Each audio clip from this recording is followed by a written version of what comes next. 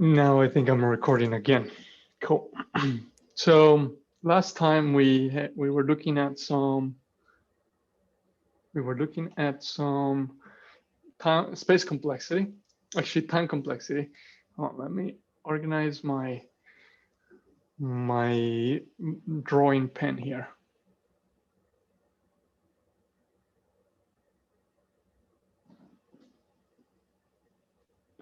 Cool. Alejo, I have a question for you.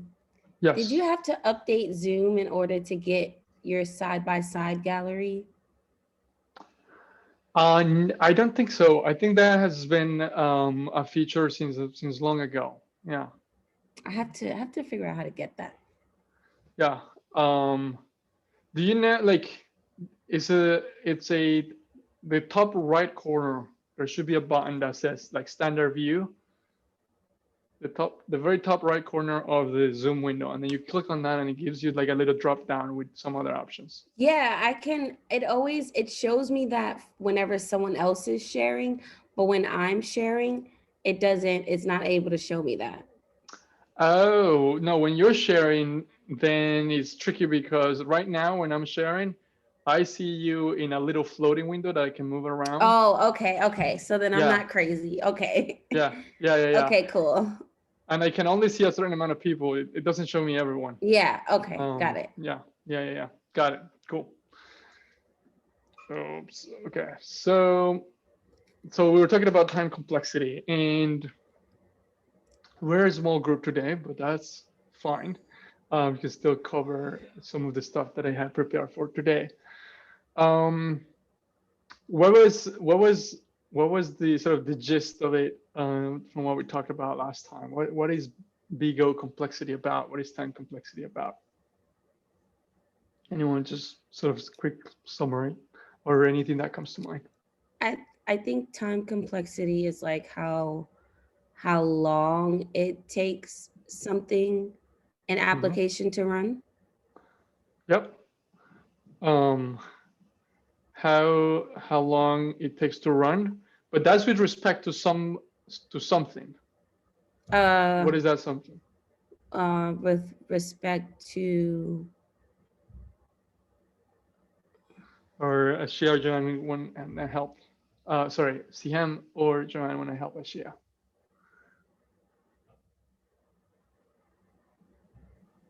Can you repeat the question again? Yeah, so Ashia said time complexity is how long it takes to run a function or an algorithm. And I said, well, that's yes, but there's one missing component, which is we have to say with respect to what? How long does it take to run with respect to what other component? Is it the size? Sorry, I want to go. Let's go, Joanne. Is it the size of the input? That is correct. I was about to say variable. The size of the input. Let me write this down, Jesus, because I need all the help I can get. Absolutely. Hi, Deja. Welcome. Oh, so we're just sort of doing a quick review of the time complexity that we talked about it last time. And actually, I had a small exercise that I wanted to run by you.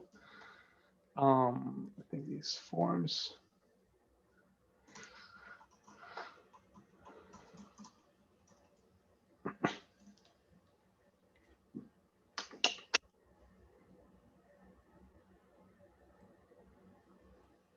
So it should, maybe let's take the first 5 minutes to do this. Copy the link. And this is sort of reviewing what we talked about last time. Very briefly, we're going to spend some time on that, and we're going to actually look at some of these same exercises, but in the context of space complexity. So please take 5 minutes to answer this quick quiz. I'm not grading I'm not grading it. It's just to check understanding and to learn then once we analyze the results. So take 5 minutes to look at that form.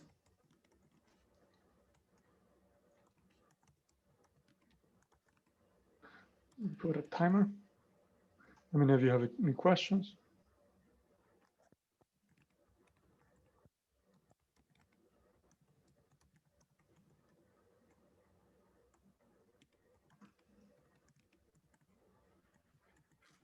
Hmm.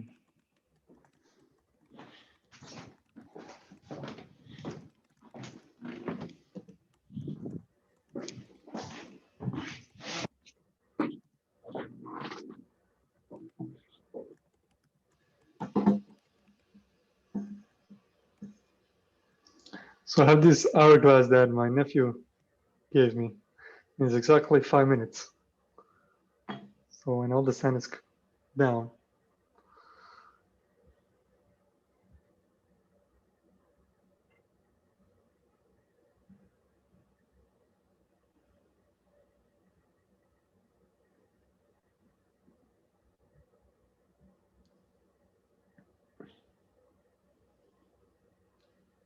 I'm gonna stop sharing.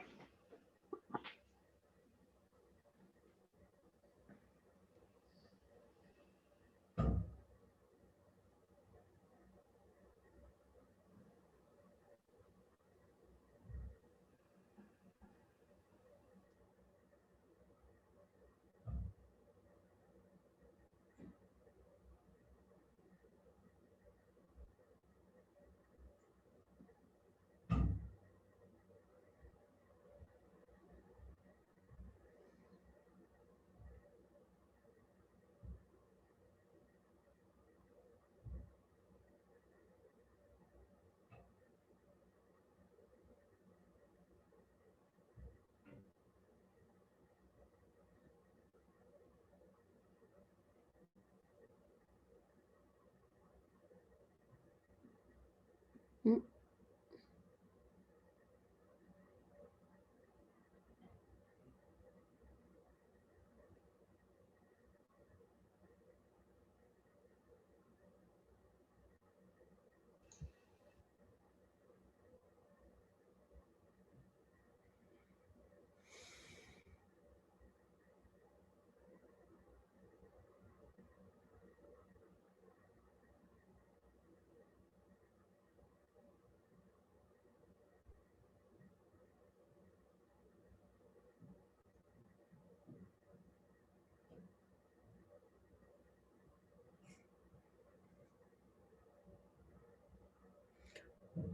What's logarithmic again?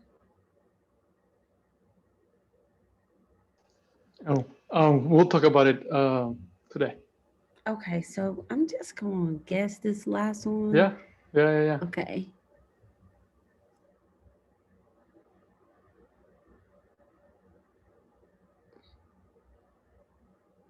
Mm,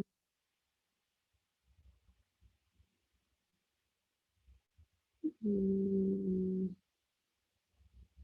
okay. Yeah. Cool. Thank you, Ashia.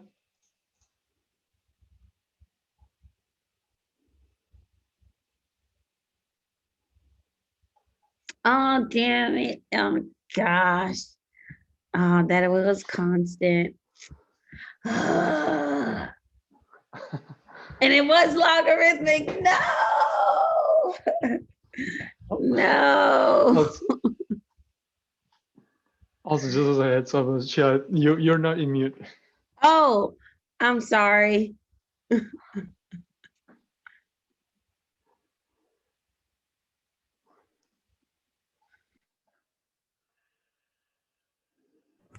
I just looked at the scores. Like it shows let you view the scores when you're done.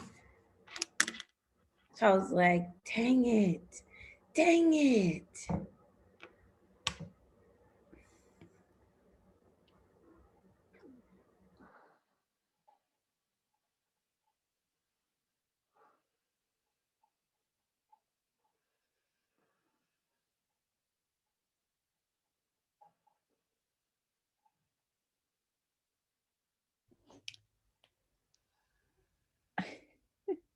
first question.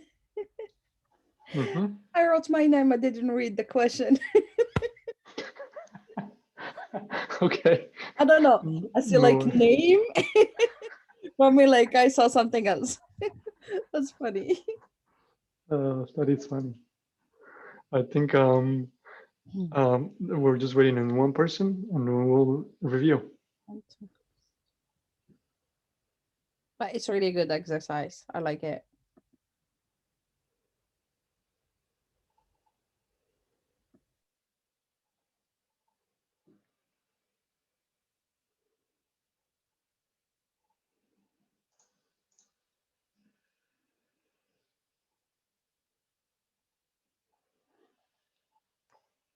Yeah, whatever comes to mind, no matter if you're wrong, the point of this is learning.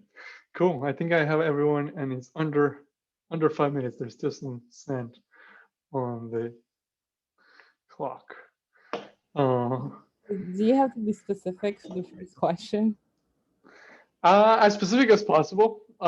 Let's see. So I'm gonna share my screen here. Let's take a look. So we have. Let me add a little bit of zoom. Frequently missed question. This one that was interesting, but yeah, we'll talk about that. In your own words, define time complexity. The rate of time it takes for a function to run with a specific amount of space. This is a bit too general. Within a specific, with respect to the input size, I think we'll see time complexity is how long it takes for an algorithm to run in respect to the size of the input. That is correct. And then yes, said this it was one. wrong. Oh, I see. So that's on my end. I didn't put it as that should have not. Yeah, that should have not been wrong or right, because it's, yes, there is no specific one. Yeah, time complexity is very how long it takes an application to run. Yeah, if we add with respect to the input size, that will be correct. And as we said last time, time complexity, yes, is the time that it takes to run with respect to the input size. And more specifically is the rate of increase or the rate of increment, or at what rate does the time that it takes to run increase with respect to how long the array is, how long the string is, how many nodes are in the tree. That's the input size. How many X are in whatever data structure. Wait, can you say that again? You said at what rate does the time increase in respect to? With respect to the input size, yes. So time complexity is, not specifically how long it takes, because in my computer it might take one, in my computer it might take, and we did this last time, but in my, let's say, find a number on an array of 10 elements. In my computer it might take, let's say, 2 milliseconds. In your computer it might take 4 milliseconds. And in Joanne's computer it might take, I don't know, 1 millisecond.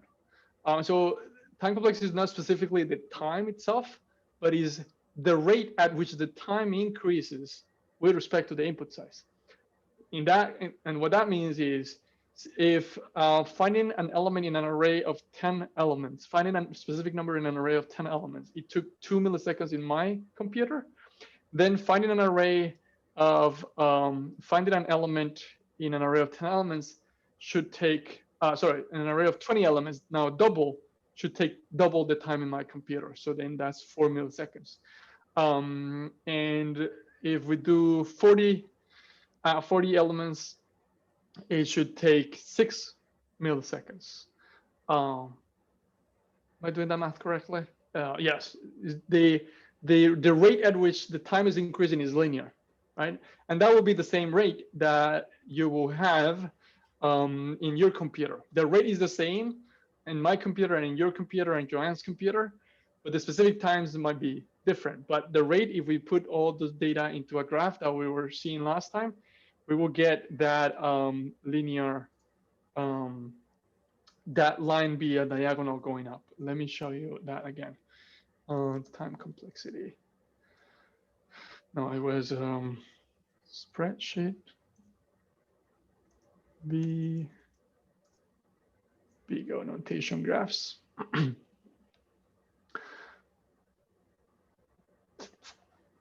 It will be this kind of line, where in my specific computer, it took 13 milliseconds to run for an array of 1 million. It took 27 to run for an array of 2 million elements, 59 milliseconds to run with an array of 4 million. We can see that they're roughly, as the number of elements double, the time it takes almost double as well. So the rate of increase is this linear phase. This is what we call O of n, right? And also, by the way, this will still apply. This graph will be the same for space complexity as it is for time complexity. So in my computer, I might be getting 13, but let's say if you have a faster computer, you might be get 55. But then if we do double that, then you're gonna get 10, and then 20, and so on. But so what matters really in time complexity and space complexity is that rate of increase. That in my computer, it will be a linear rate of increase to find an element, and that will be the same rate of increase. So just to summarize it one more time, time complexity, and I think I have it also here. Time complexity cares about this question. And actually both, or big O notation as a whole and the complexities worry about this question. How does time and space change or increase with respect to the input size? And that's the example of an array of 10 elements. Let's say finding one element, how long does it take? What happens if we have an array of 20 elements? And if we have an array of 40 elements, and we see that the time just keeps increasing in a linear rate, at a linear rate. Cool. Questions or thoughts about that? Cool. Now let's take a look then at this here. So what does n usually refer to? I think 3 of you got this right? Yeah. Which is n is the size of the input. So whenever we say it's O of n to find an element in an array of 10 elements, n means the length of the array. So n is always, when you say big O, or like when we say O of n squared, O of log of n means the length of the string, the length of the linked list, the length of the array, how many nodes there are in the tree, literally, then the size of the input. Also, it's always good, and I'm gonna make sure to be reminding or reiterating this whenever you say this is a linear algorithm or O of n algorithm, you should say this is a linear algorithm where n is how many characters there are in the string or the length of the string. It's always good to clarify what n is. Cool. We have here, what is the time complexity of the function get age below? And let me see if I can open the questions in another tab. I put maybe this on this side and this on this side, where I can have the questions. No. So here, what is the time complexity of this one? Let's see what we got. So we got a split. We got some set linear, some set constant. The answer here is constant. Does anyone want to say why it's constant from the people that answer constant? Because we loop in without like checking the length. So because there is a number. That's correct. Okay. And anybody else wants to go also? I think the other person we know that one was Siham.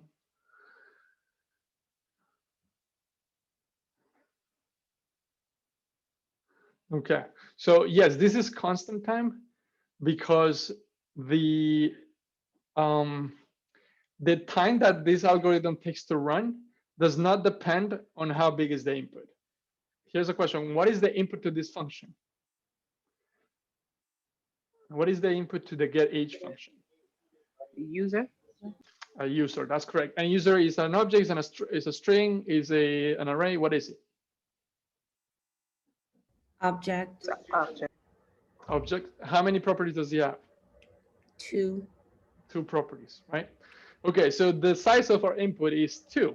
It's an object with 2 properties, right? So we have an object with 2 properties, right?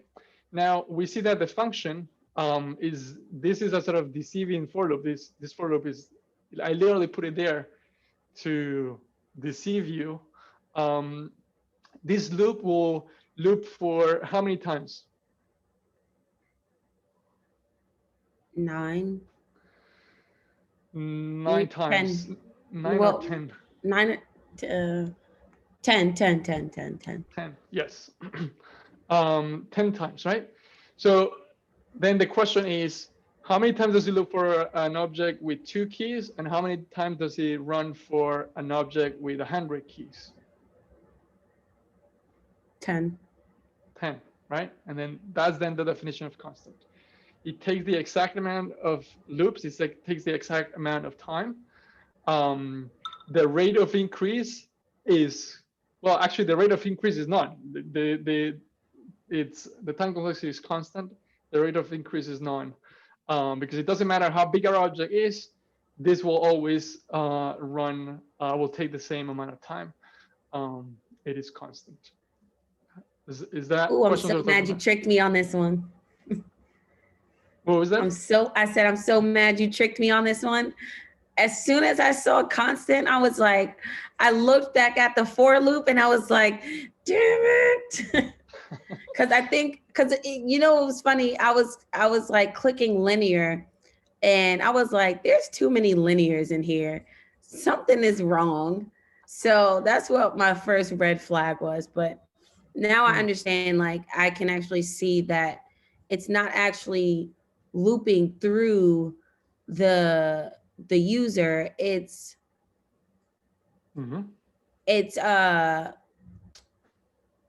doing reps, like it's increasing the reps, or it's doing something with the reps, but it's not actually looping through the user. That's correct. That's correct. It doesn't relate in any way to the user. Cool.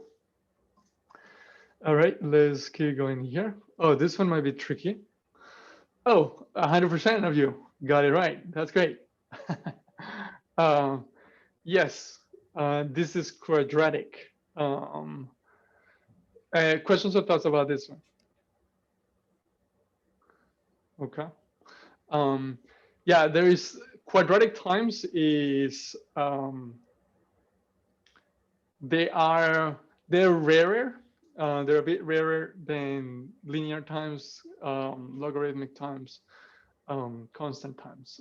There's definitely stuff out there, and we'll see a few others here. Quadratic time, and also I think as I had explained in the solution, this is quadratic because, well, we have a and maybe something that's worth noting here is we can call this a grid, or we can call it a 2D array, or an array of arrays, right? It's an array that has arrays inside, and we could think about them as, you know, the first inner array is the first row, the second inner array is the second row, the third inner array is the third row. And if you wanna search this matrix, then we need to look at each row, but then also look at each element within each row, and we need to visit every single one. So then here, you know, this is a row of 3 by 3, which then means we need to visit 9 elements, 3 square. Cool. So Alejo, yes. I have a question.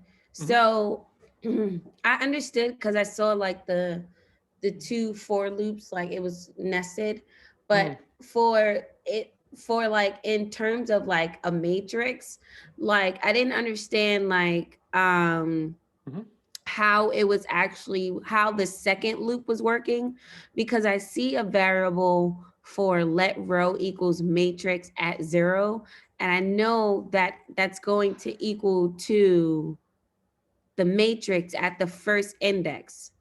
which is the first array, the whole array. Mhm. So then it was like, so the matrix is the first array, and then the row is the arrays inside of the first array. That's correct. That will be this 819. Mhm. Right. So then, so what is, Oh, I but guess I'm, yeah, you just made me realize that there's a bug here. Well, for the purposes of the time complexity, this is enough, but instead of index 0 hard-coded here, I should have put I. This is a mistake on my end. I should have put I here, matrix at index I. okay. That makes sense, because then I was like, well, if matrix is always at 0, how is it looking at the other rows to loop through it? So I think that's what threw me off a little bit. So if Mhm. it's supposed to be matrix at I to symbolize the different rows inside of the original for loop, That's correct. and then the second for loop is going to loop through each row and determine if the element in each row is equal to the target. That's correct. Yes, is looping over each element within each row. And we could say, we could also treat this sort of as coordinates. I is for the row, and J is for the column. That's another way we could look at it. Yes, but I apologize. This should be I, because if not, it's just this right now is looking at the first subarray at the first row 3 times, and it will never find 10 there. It never looked at the other ones. Yeah. Cool. So yes, this is quadratic time. Now this one might be this one. What is calculate average age? Oh, okay. Average age. Most of you got this one correct. Does anyone want to explain why is this linear, and what is n?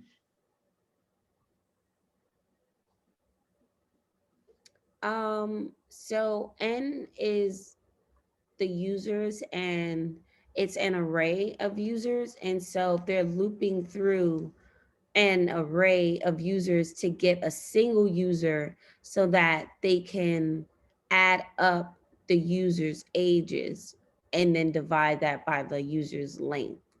So because they're looping, they're using it, they're determining the number, the sum of the ages by the amount of users they have, that that makes it linear. Absolutely.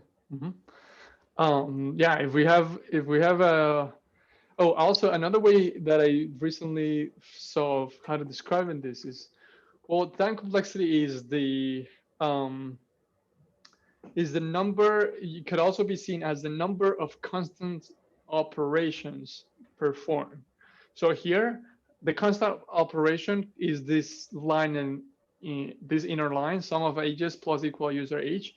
We saw last time that math and assignment to variables is a constant time operation. It happens instantly, and it doesn't depend on how big the elements are. So this line is a constant time line, the inside. But then we perform that n times, where n is how many users there are in the users array. And if we have 10 users, then this loop runs 10 times. If we have 1,000, we have 1,000. This line runs 1,000 times, and so on, giving us that linear graph again. Yes, cool. Okay, this last one was a tricky one. This was a curveball that I threw at you because we didn't talk about this last time, and we'll cover it today. So what is the time complexity of the times divisible by by 2? I missed also another thing there. But one of you got it correctly. It was logarithmic. Was that person want to speak about maybe what made them think it was logarithmic? That is correct. It's logarithmic. I actually don't know who said logarithmic. It's also fine if it was just a guess. Is it because we're dividing the length of the input? Mm-hmm. That is correct. Because we're dividing, and specifically because we're dividing it by 2. Well, I guess if we were dividing by 3 or by any other number, it will still have have logarithmic. Yes, but yes, it's because we're dividing by 2. So let's think about this one. Actually, I think I can run this one. I have the code here, and I can share this code later on.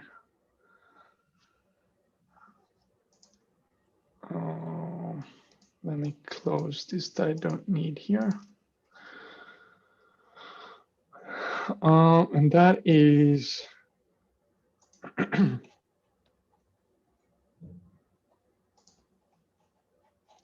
oh no. I hope I have it here.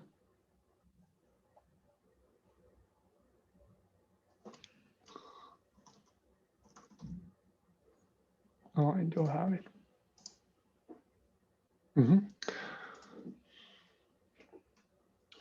Cool.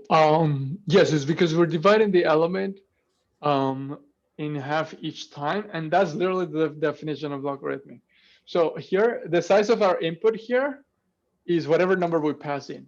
Here, we're not passing an array, we're not passing an object, we're not passing a string, we're passing a number. So in this scenario, n literally means this number. So then the question becomes, how long how long does it take to run with respect to the input side, with respect to how big this number is, or what is the rate of increase of, what is the rate at which time increases as n is increasing, as the number is increasing. And then this is logarithmic. Why is it logarithmic? Because it increases at a rather slow pace. It's still increasing. It actually increases slower than linear. Linear with that diagonal line. And let me just to reference here, also open up the Vigo, and I see your hand. Michelle will get to that in a second. This graph where we have all the Vigo complexities. I put this in the chat right now.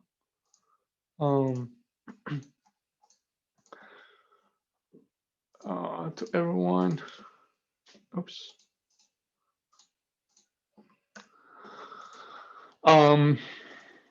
This we see the linear is this diagonal line in the blue yellow zone, and logarithmic is this logarithmic is this. Wait, which one is it? The gray one. Now logarithmic is this green that is almost down, and constant is the black that is just constant, right? Logarithmic is this green one, but you see that logarithmic is still increasing. You can see, let me see if I can zoom in here. You see that it's still increasing, but the rate of increase is really, really slow. And compare that to even, just linear, and even with O of n squared, like the rate of increase of O of n squared is quadratic. It's really bad as you move from the left side, as you increase the number of elements, which is from left to right, assuming we have more elements from left to right. O of n got really big. The number of operations that it took was too much, and the time too much for a regular number of elements, and it's just going to keep increasing that fast versus logarithmic. But just to sort of also demonstrate that a bit more, one proof of that is, so this element, this function just takes in the number and divides it by 2 each time. Actually, before we go there, Ashia, your question. So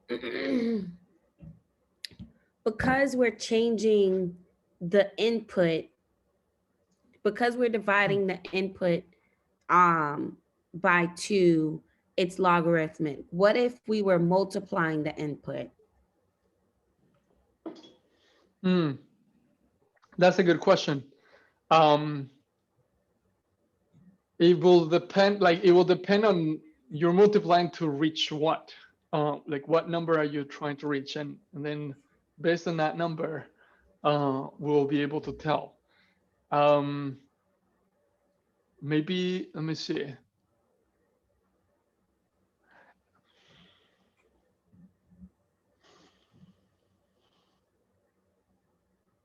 That's a good question. If we're multiplying, yeah, it will depend on, you know, at some point we want a stopping condition. At what point do we stop? If that stopping condition is fixed, let's say we stop at the 10th time, then it's constant. If we stop at the, if let's say, yeah, if we stop at the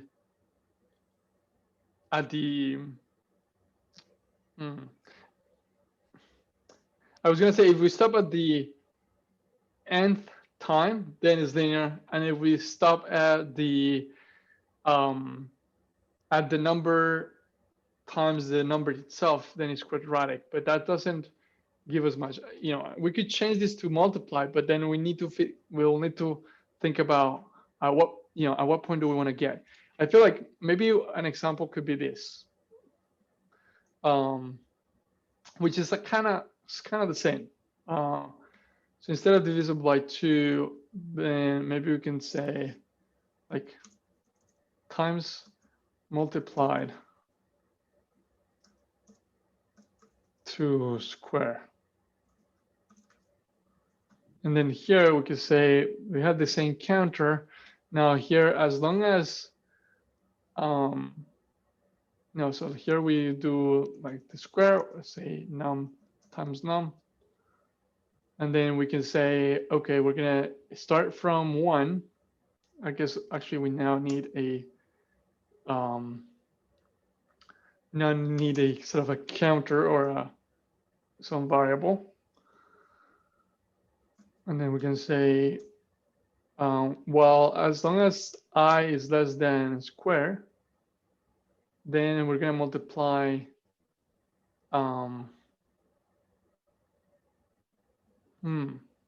actually, hold on. I was going to say, multiply this.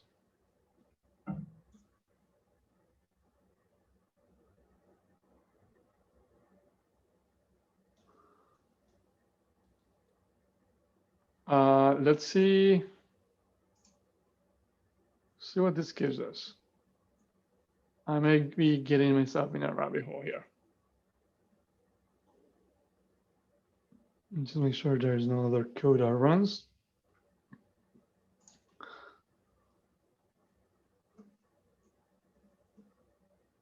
Okay.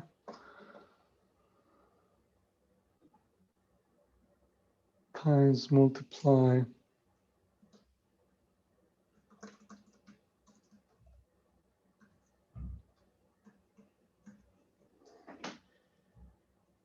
Let's see, node. I think this is in the time complexity, and then this exercise. Oh, well, I'll need to console like this.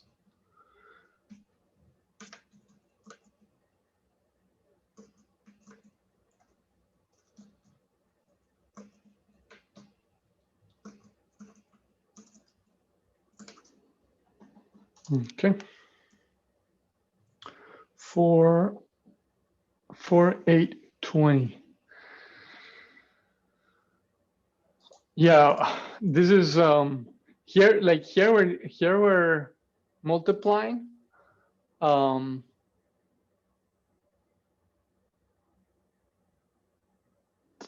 Here we're multiplying, and we're getting 4, 8, 20.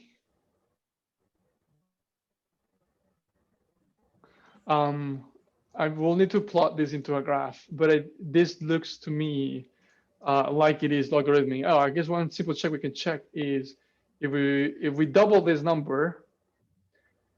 If we double this number, let's do something smaller. Let's do, instead of 16, let's double 16, which is 32. So you see, for 16 we got 8.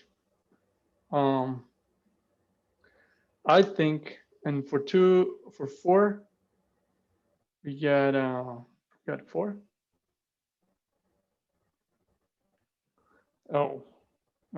Let's see. I think if this is logarithmic, then for 32 we should get 9. Let's see. For 32 we got 10. Wait, hold on. For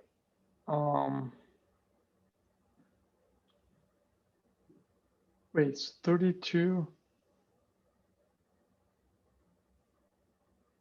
And then let's try 64.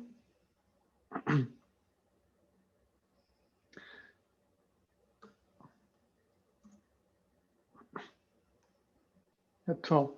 No, I think so. Maybe this is I here. Oops! Now I got an infinite loop. I think I got myself into the. Oh, because you have Wait, I here. equals I times. Yeah, no, I think I didn't think this through, but going back to the division, let's take a look at how the rate increases with this. So here, so this is the slow increase that I'm talking about. Let's do, oops. Let me put the console logs here.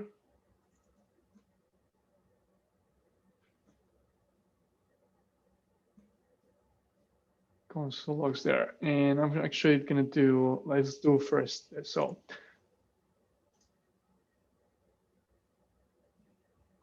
Oh, why isn't this still getting into an infinite loop?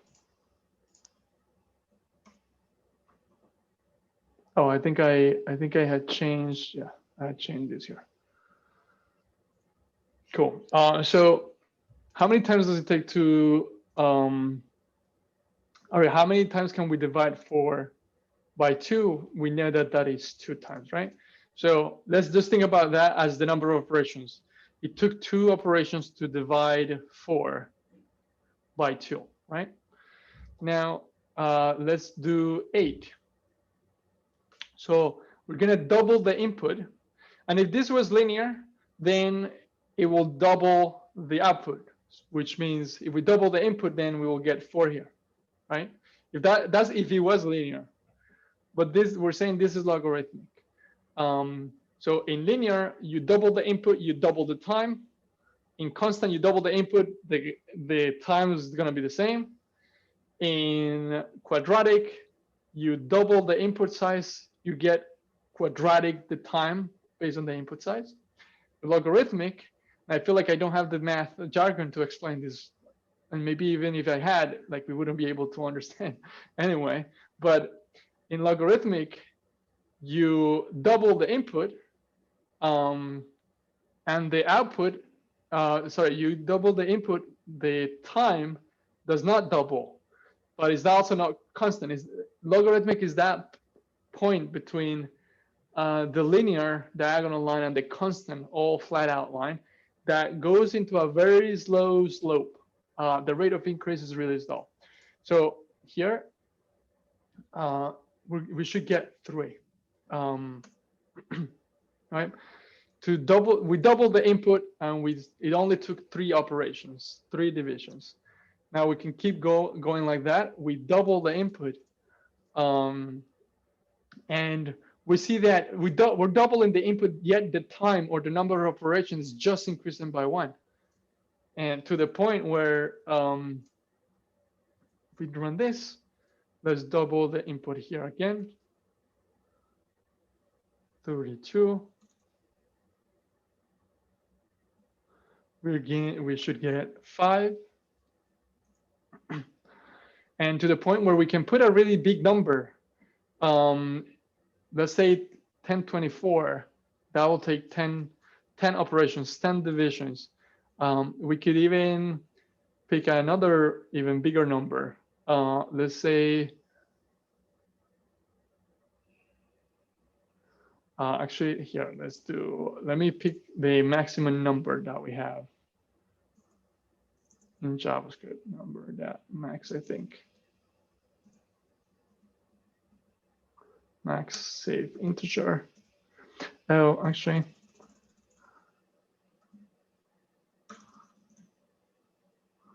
I guess let's do the max save integer.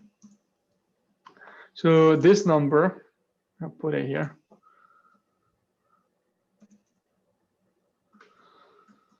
Like, what number is even this? Well, it's a real big number. Let's see what we get. Oops. Uh-oh. It is taking some time on that one.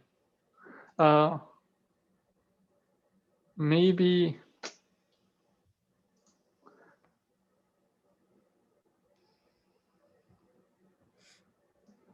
Yeah, I think I'm afraid that maybe with we might have some case with that number, that it might be, if this gives us a fraction, we're not, here, let's floor this number. Because I actually had this issue earlier. Okay, let's floor it, and yeah. So you see, look at the difference in numbers from 1024, it took 10 divisions by 2, right? 10 loops. Now, to do this big number, which is much bigger than 1024, it just took 52. So if I put these numbers into a graph, actually, let's try to do it. Let's try to do it here, since we have this here. Let me duplicate this graph. I'm gonna put logarithmic. And then here, this is the input size just in regular numbers. This is not time, this will be just, number of operations or just operations. We got this, and now let's put our inputs. So this was for 4, 8, 16, 32.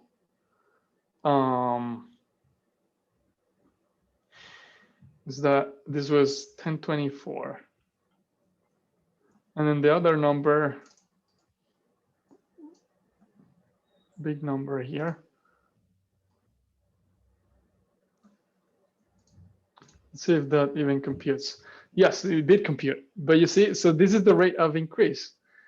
You see, it's not a straight line. It's not a diagonal line. It's also not fully flat, but it's this very slow slope going up. This is then logarithmic time. The other operation that's logarithmic that you're gonna most likely come in contact with is binary search, because binary search is literally doing what we're doing here, which is splitting the input in half and then searching one half or searching the other half based on the element. But I know this was long. Does this kind of make sense?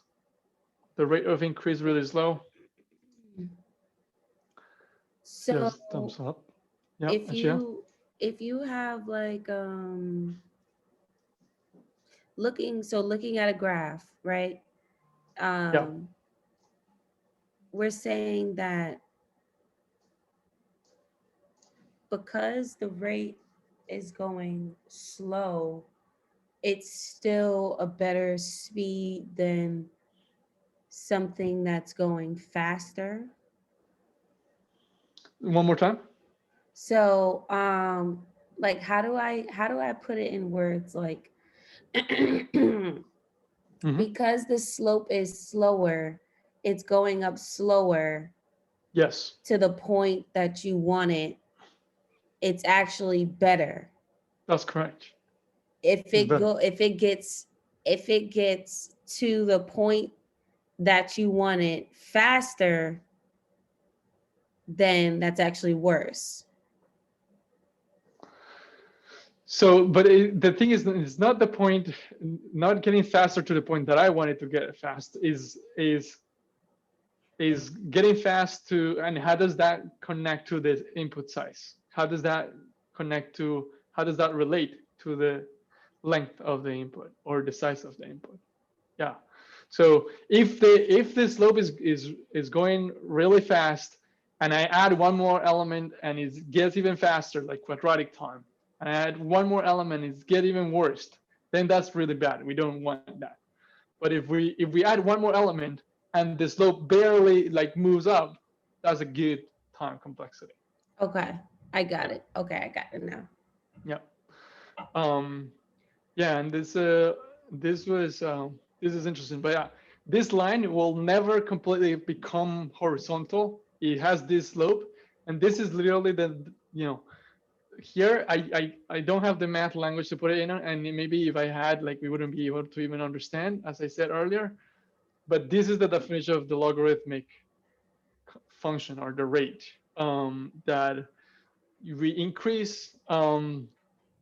Like we can see that, for 600 elements, it takes, I don't know, maybe this is like a third of the way to 20. So it's going up really, really slow. Where versus quadratic here we have like a very small one, but quadratic, we can start to see this curve that's gonna go up, and we add another element, is gonna keep going even higher. Linear, we see just the straight line, is a one-on-one relationship.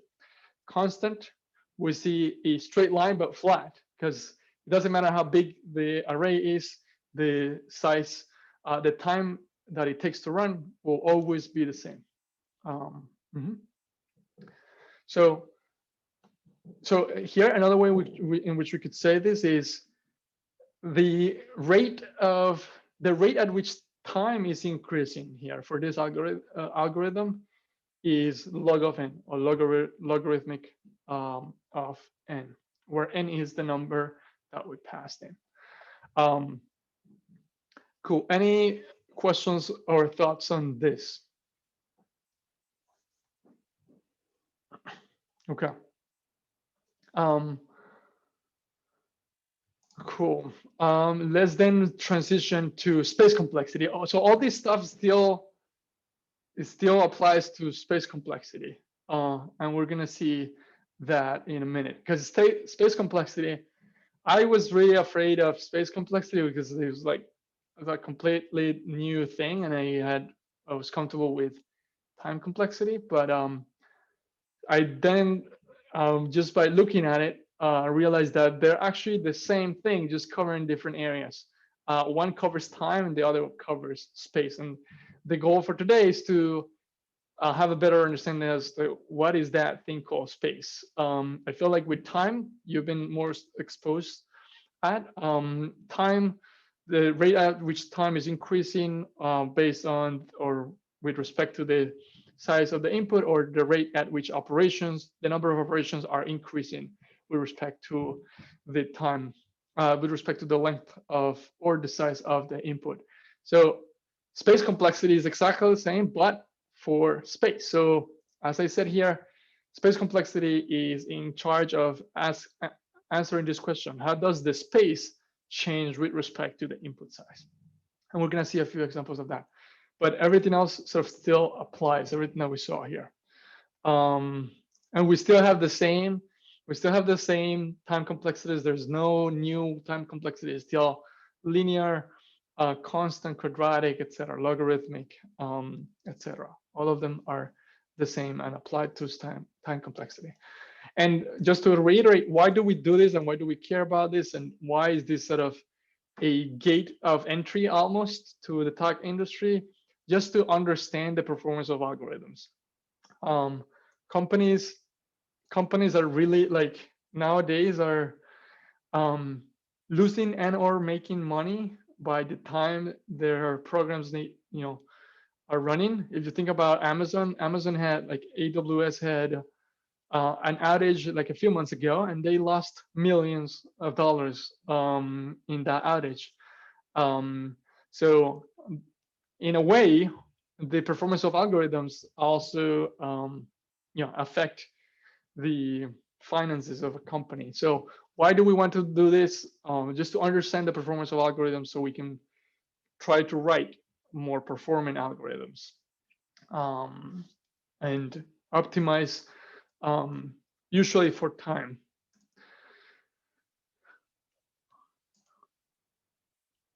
Here, and this is an analogy that I forgot to put on paper, but that I think about. So, and maybe I can make it. I'll make this analogy a few times. You see, did anyone have like? You did have. The phones were before smartphones. How many keys would a regular phone have around? Somebody tell me a number. Before smartphones, how many Like keys would a phone? 15. 15, right? And let's say like 9 numbers, right? Or actually 10 numbers, including the 0, right? And do you remember like writing a text like that where you had to press the same number multiple times? For example, to write B, you have to press number 1 2 times, right? Yeah. So also, and I guess I could just Nokia phone. We all know the Nokia phones. Yes, one of these. There's a funny story about one of these. My mom dropped hers from a second floor, and yeah, he just went back down for it and assembled it, and it was working like nothing had happened.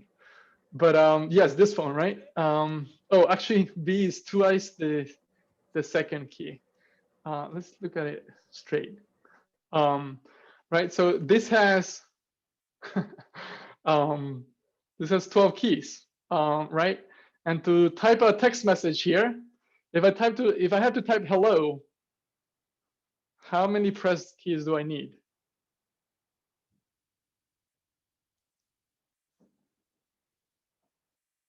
Five.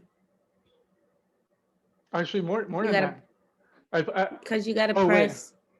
You gotta press the 4. You gotta press 4, 3, 5, 5, 6. No, but it's not 5 Yeah, 5 but 6. you gotta It's Oh no, press you it a gotta couple press it more than that. times. Yeah. Oh, I'm messing up. See, I forgot. Okay, so you gotta press 4, 4, 3, 3, 5, 5, 5, 5, 5, 5, and then 6, 6, 6. so that was like 13 keys, right? 13 presses, right? Yeah. So 13 presses. Yes, thank you, Deja, for the confirmation. 13 presses, right? So the time complexity for this algorithm of writing hello on this phone took 13 presses, right? How many presses would it take on a QWERTY keyboard, which is the keyboard that you have in front of you? 5. 5 presses, right? In this keyboard, you just have to press 5 times. Now, this is the analogy for the trade-offs. So here, but now let me ask you about this. Which one will occupy more space on your pocket? The larger keys. 30. The larger keys, right? So this is a trade-off you're doing a lot of the time when you want to make algorithms faster. You're usually occupying more space in your pocket or whatever. You're occupying more space. If you use the QWERTY keyboard to write hello, you're able to write that faster, 5 presses. But you actually have to carry a heavier object that occupies more space in your bag. But if you write it in your phone, in this phone, it takes longer time, 13 presses, but the space is like minimal. Like this now, this is like a tiny phone compared to what the things that we have now in terms of surface area.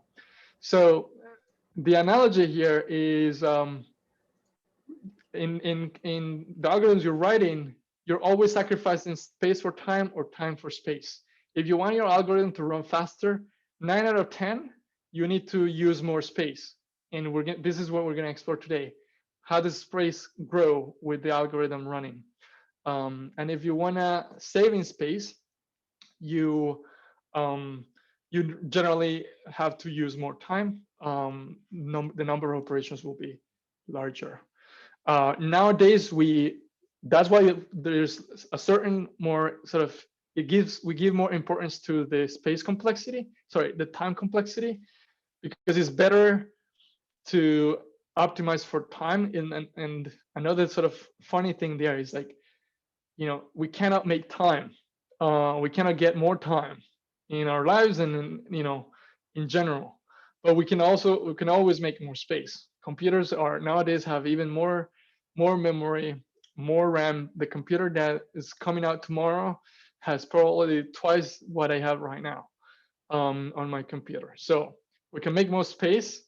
We cannot make time. Like, time is a constant that we're all stuck with. So that's why we optimize for time more often than for space. Cool. So we'll see. Hopefully that analogy sticks out as we explore space complexity. So let's jump in. So this is actually just a series of examples and then a series of exercises, and that will be it. We'll see them sort of in the same order. So space complexity exercises. Yeah, actually, let me take a look here at my notes.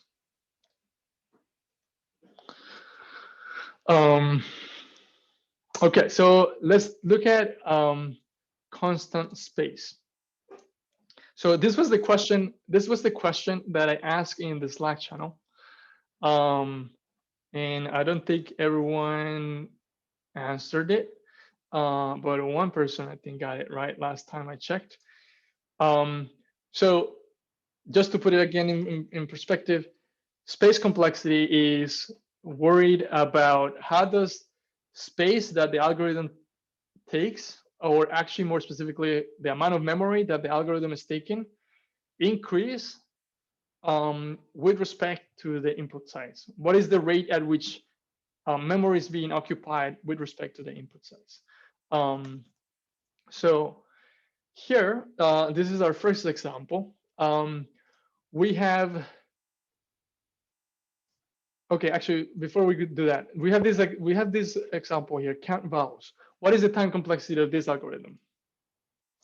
Let's going back to time complexity.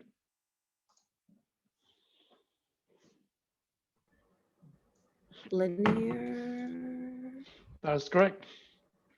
Why is it linear and what is n? It's linear because it's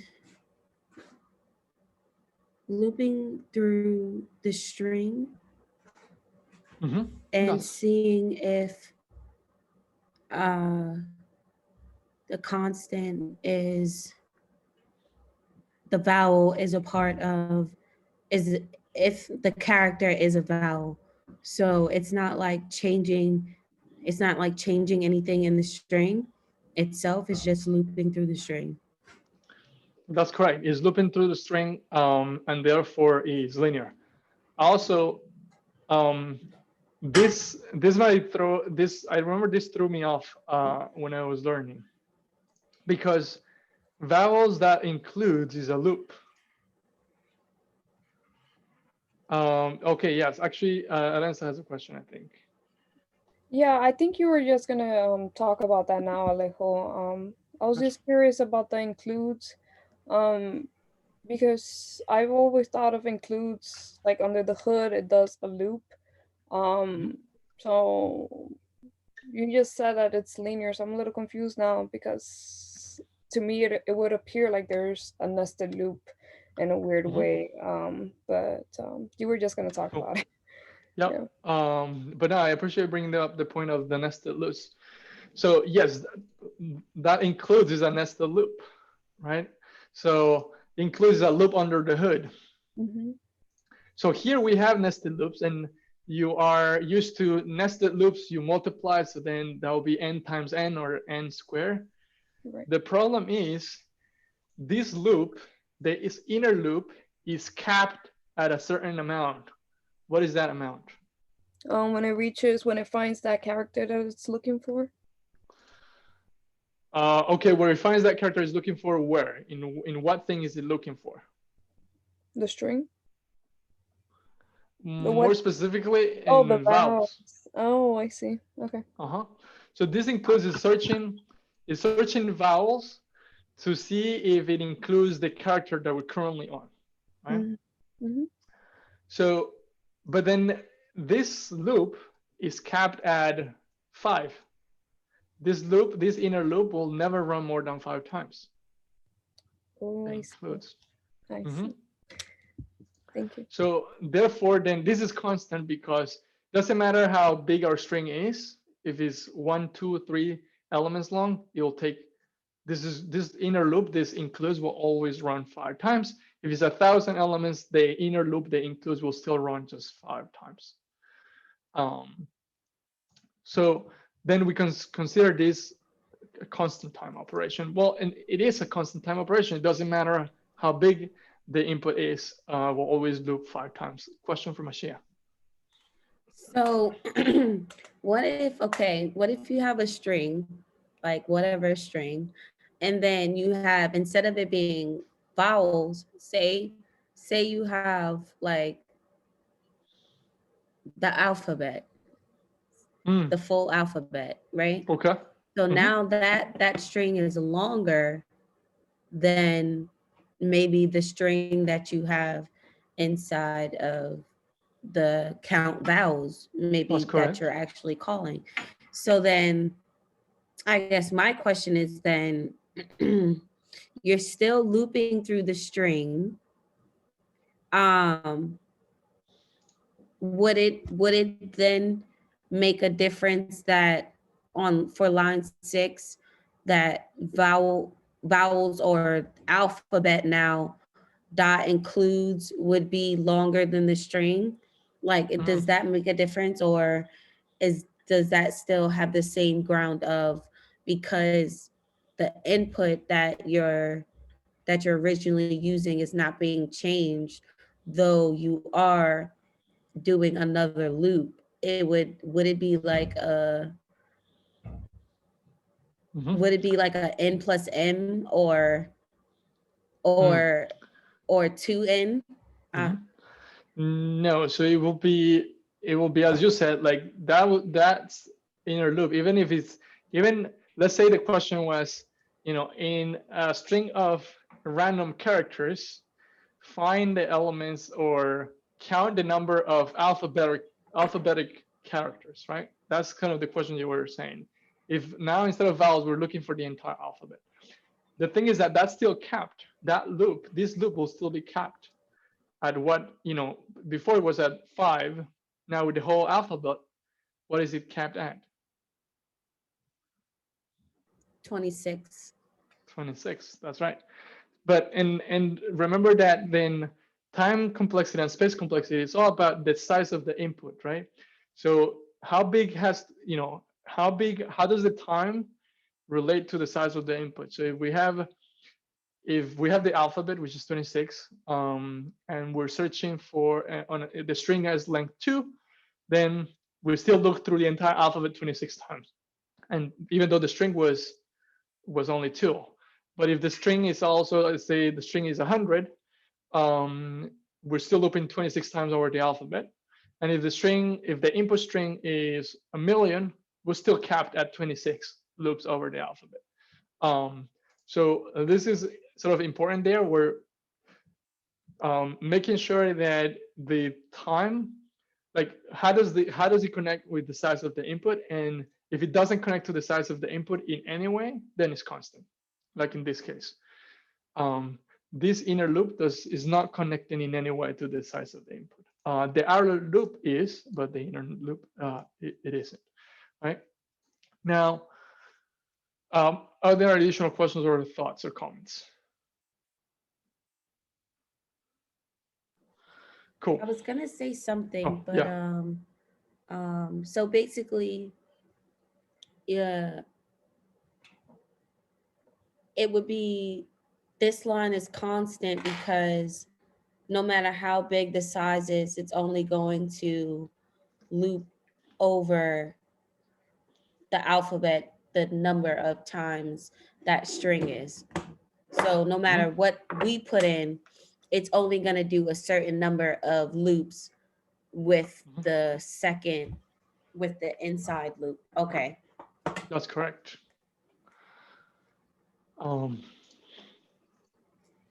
Yes, it will always loop the same amount of time.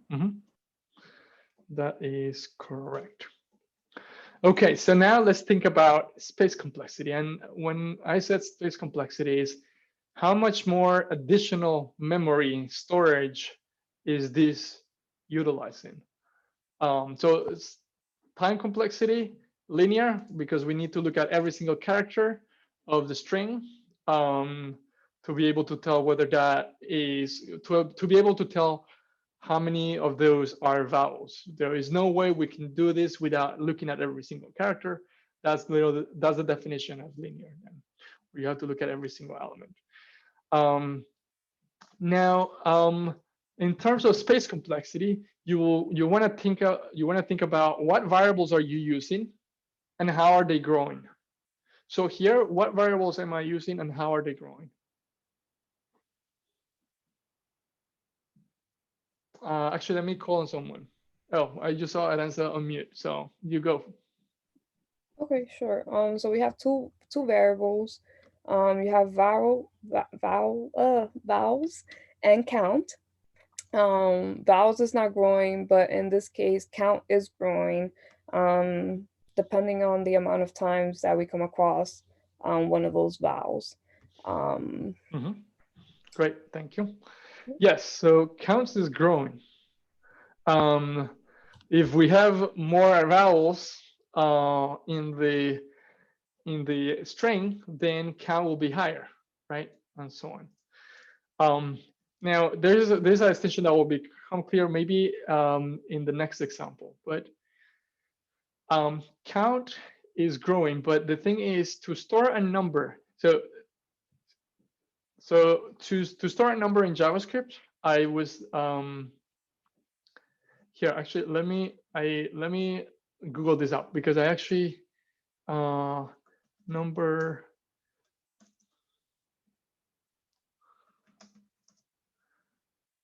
I know that I Googled this before coming, but I don't remember exactly.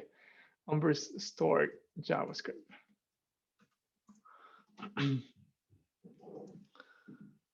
How is the JavaScript number stored in memory? So, but from here, I think we don't need a lot. Actually, not number in the end. I think I saw it here. Yes. Okay, so from here, the only thing you need to care about is that a number is stored in memory in JavaScript in 64 bits. So that means, you can think of your memory RAM as just a giant grid of ones and zeros, right? And to store any number in JavaScript, we use 64 of those ones and zeros. That's it. So to write the number 0, we need just 64 bits. It's the same as if we want to write the number 1,140,000,330,000, whatever other number, it will always take 64 bits. So that's 64 ones and zeros, and we don't have to go into specifically what those mean, but just know that in memory, any number you see in the screen right now, like even I search for 64. So this 64, somewhere in my memory in this computer is occupying 64 ones and zeros, and some ones are ones and some are some of those ones and zeros will be 1, some of them will be 0. And this second number is using an additional, actually, hold on. This number, actually, this number as a whole, the 64 number is occupying just 64 bits in my memory. Why am I saying that? So the thing is, as Aranza mentioned, count is growing. Count is growing, but it doesn't matter if count is 0. We're still occupying 64 slots, 64 bits. If it's 0, and we'll also be occupying the same 64 bits if it's 1,000 or if it's 10,000. Only if it was like a number, you saw that biggest number that I typed here. Only if it was a number greater than this number, we will need more than 64. But let's not think about that scenario for now. This is a really big number. I think it's like even quadrillion or quadrillion. I didn't even know. At some point we'll need to count, but this is the maximum number we can store in 64 bits. In 64 bits, in 64 slots in memory, if all the ones are, if all those bits are 1, this is the number we get. If we want a bigger number, then we need another slot of memory. Maybe we need, it's generally double, so 128. But that's sort of some specifics that we don't have to care about. And again, I feel like this might make more sense in a few minutes. The point is then that in JavaScript, and this is also true from other languages, storing a number is constant space, because we saw that it doesn't matter how big the number is. If it's 0, it still is occupying 64 bits. If it's 100, it's still occupying 64 bits. If it's the biggest number, it's still occupying 64 bits in physical memory. So this we would count as constant, because it doesn't matter how big this number is. The space to hold that number is not growing. So hold on to that thought, because that might come appearing in the next exercise. But one thing that I wanted to point out is you want to look at your variables and see how they're growing. Just know that if it's just a number that's growing, that is considered constant, because it will always take 64 bits to store the number. Now let's look at something that is not constant in space complexity. So this is constant space complexity. Now let's look at something that is not constant in space complexity. Now take some time to look at this. And now maybe Deja can tell me what is growing here and how is it growing. But let's take a look at this. How is this doing something differently? Because the characters, the output is what would be growing, and it is empty. So it's incrementing by 1 if it's equal to the character. So so unlike, go ahead. More broadly, so what does this function do? What is the output going to be? The output is gonna show. It's gonna show all the things that are included, and it's gonna return. It's gonna return a string again. Yes, it's gonna return a string. And if we look at this example, what did it do to the string? I'm removing characters out the string. Right, it removed vowels. So then here we have similar variables. We have the vowels. This is still sort of a similar problem. But now we have an output. We have an output. And this output is where we're going to store the characters that are not vowels, right? So the way in which this works is we loop over the string for each character of the string lowercase. If it's not a vowel, then add that character to the output, and at the end, return the output. If we put in hello, we get HLL. If we get this sort of famous quote, the quick brown fox jumps over the lazy dog, which has all the letters from the alphabet, we get this string without any vowels. Now here, then the space that this algorithm is taking, as Deja pointed out, output is growing. And output is growing with respect to the length of the string, right? Here's like maybe an example. What would be the output of this? If I do this, what will be the output of this? Empty string. Empty string. Empty string, right? What will be the output of this?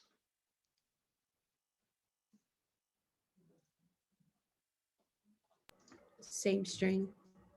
Same string. So then here we can see a direct connection on how many vowels the string has and how many it returns back.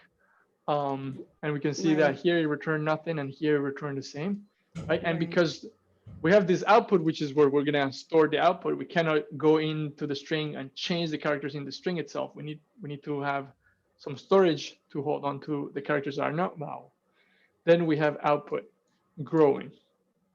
Now, So I have a yes. question. So in this sense, would either be the space would either, okay, so you have the string, so it would either be up to the string's length or less than, because if you're taking out vowels, if you're taking out the vowels, then it's going to be, the string is going to have less characters than it originally started with, or the possibility of you just returning the same string because it doesn't have any vowels. That's correct. That is correct. And I think you're getting at something important. Length, I forgot how to spell. Yeah, I'm not sure though. I feel like I'm on to something, but I'm not sure. So we now know that, as you pointed out, that at maximum we're gonna need a string the same length as the input string, which is this case. And we could also say, well, on average, the space that is being taken up by the output string will be less than the input string, right? So we could say that in average, let's say, we are gonna have the output string will be less than the original string. But this is the worst, the max or the worst. And this is something really important when we're talking about time correlation and space complexity. We generally care about what's the worst and what's the best case, but more generally we care about the worst. So if we know that, if we start from here, we know that at maximum we're gonna need a string that's occupying the same space as the input string. What space complexity would that be? Wait, can you repeat the question one more time? Yes.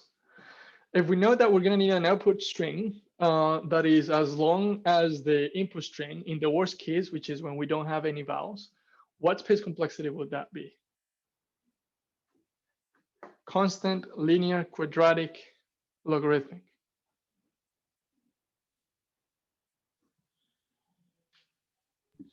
I'm not sure, but maybe Go for linear. Just because Linear. yeah, it would have to go through the entire string to check each character, but I'm not sure. Yeah. You said yes, but okay. Yeah, you know what? I'm gonna go with Aranza and say linear too, because it has to go through the entire string, Well, just one time. Yes. Yeah. But you two said something interesting, which is It has to go through the entire length. So yes, but it has to go through. That sounds like time complexity. Space complexity here is we're going to end up having a string that we didn't have, that started empty, that's going to have as many characters as the characters in the input string, or that is going to be as long as the characters in the input string. So questions or thoughts on that? So the space complexity has to immediately not do with the runtime, it has to do with the the output size. That's exactly right. Well, Okay. well, actually, that's a really good point. Not necessarily with the output size, but with the size that is being taken up to produce some output. In this case, it's just that the size that is being taken up is the output itself. Yeah. So okay, so yeah. So dependent on the size that it's taking up, and we know that this string is going to, the output is going to return, is going to increase by the string length. Mm-hmm. So it would, I want to say, Mm-hmm. I don't know, because I'm still not making the connection between like linear quadratic to space, to in regards of space. Like I can understand it with time, but like I'm still not making the connection between space. Like what makes the space linear versus like what makes it quadratic, quadratic and so forth. Mm-hmm. Yeah. Well, we'll need to look at quadratic for that, for that contrast to be there and to see. But yeah, I think Siham has a question. Yeah, my question is like, it's gonna take the space, but it's gonna double, no? So the more when it's looping through, so each character is gonna double the space. Am I correct? Well, not double the space. You may be alluding to, well, like if we have a string, if we have hello, it takes five characters, right? Mm-hmm. And then we're gonna have, actually, let's say we have QWERTY in this real spelling that I have, QWERTY. That's still 5 characters, so that's occupying 5. And then we have our output will be also 5 characters, right? And that's what you're saying, like we have double the space, because 5 for the original string and 5 of the output. Is that correct? Okay, so basically it's gonna be the inputs as a 5 and the outputs as 5, and that's why Exactly. it doubled. Okay, I wasn't Yeah. thinking. Yeah, but we generally don't take into account the space that the input is taking. And in this case, we could say space is the number of characters that is taken. You saw we talked about how long. We talked about a number taking up 64 bits in memory. One character. Let's do character in memory JavaScript. I don't know how much it takes. How many bytes? Okay, here it is. One letter, one character takes 64 bits. 16 bits. So this is to say, maybe I should have put this on a table. A number takes 64 ones and zeros to store in memory. One character, any letter, even symbols, you can store in 16 bits. 16 bits, right? For any character. So we know that if we have hello, then that will be 5 times 16. We're using 64 bits. And if we add one more, if we're having hello and each one takes 16 bits, we are occupying in total 80 bits, right? And if we add one more character, let's say we add exclamation point at the end of hello, then that's another 16 bits. So then we'll do plus 16. Now we have 96 bits. So the point here is that to store each additional character, we're taking 16 bits, and we actually don't care exactly about like how much we're taking. We're taking about the rate which is growing, or more specifically, the rate at which is growing. So this is just to sort of provide a little bit of background. One character takes 16 bits, but we can forget about that, and we can just focus on how many characters do we have at the end, and then therefore that will be the additional space taken up by the algorithm. So going back here,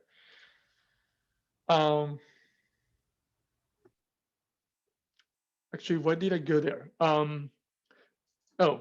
So just going back here, we have this additional string, and each character we add is occupying 16 more bits.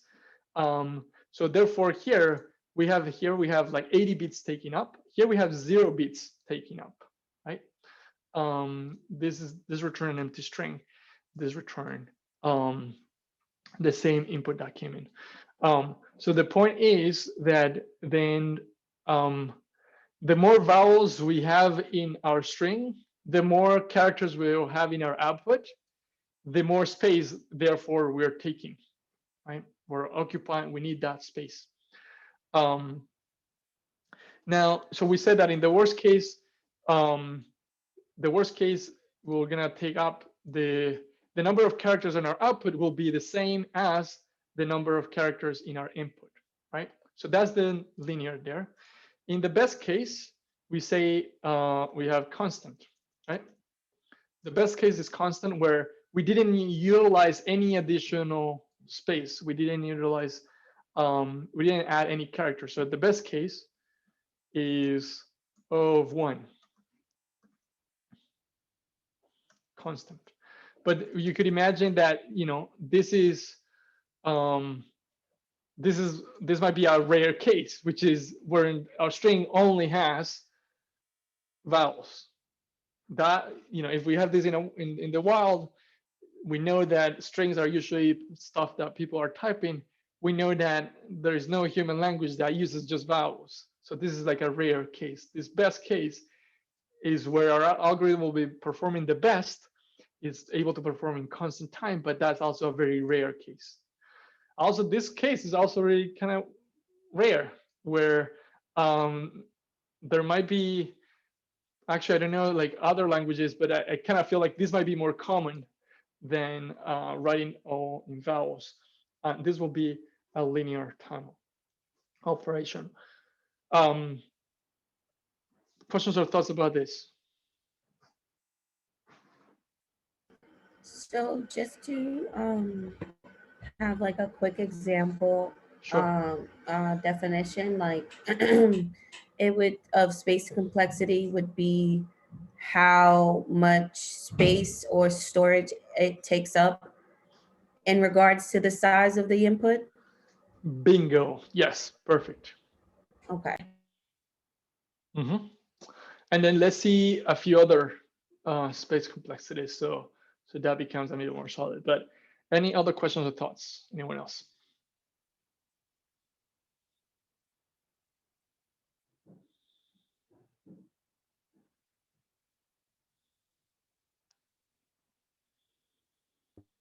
I just wrote that down. That was a good way to phrase that, Aisha.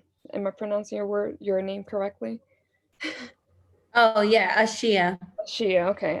I butchered it, so I should have. No, it's okay. Shia, I just wrote that down too. So. Cool. Awesome. Yes. Is the rate at which the space taken up grows with respect to the input size. Awesome. So this is then linear time. Oh, also before we move on from this one, so we could say this is O of n. In the worst case, this is generally what we care about. This is the worst case. is O of n, and where n is the string length, which is we saw just the worst case. Also, another way in which you could say the time complexity of this is we could say this is O of x, where x is the number of vowels in the string.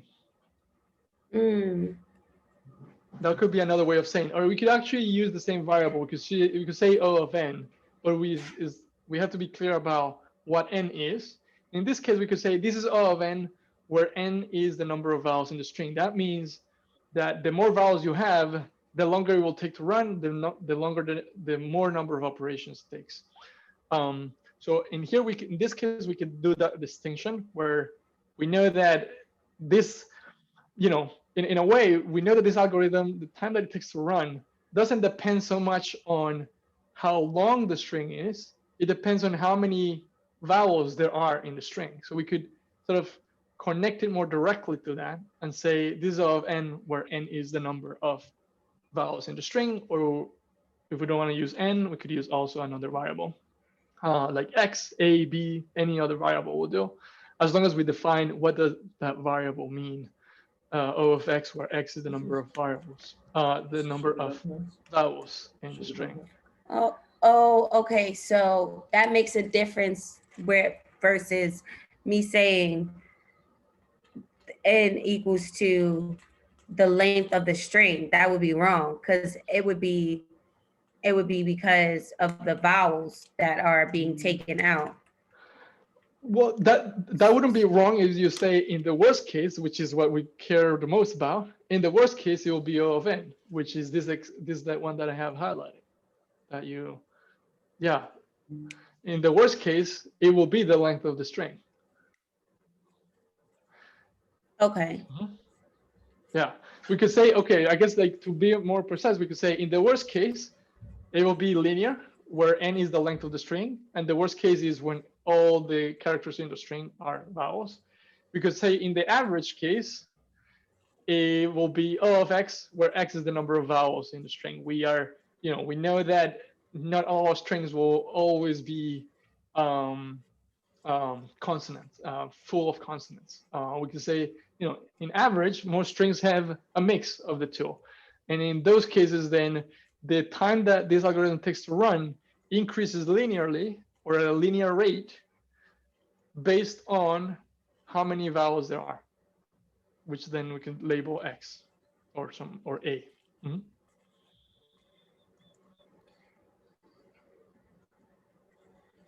Okay, I think I'm getting it. I think when we see another example, I'll get it. Absolutely, yes.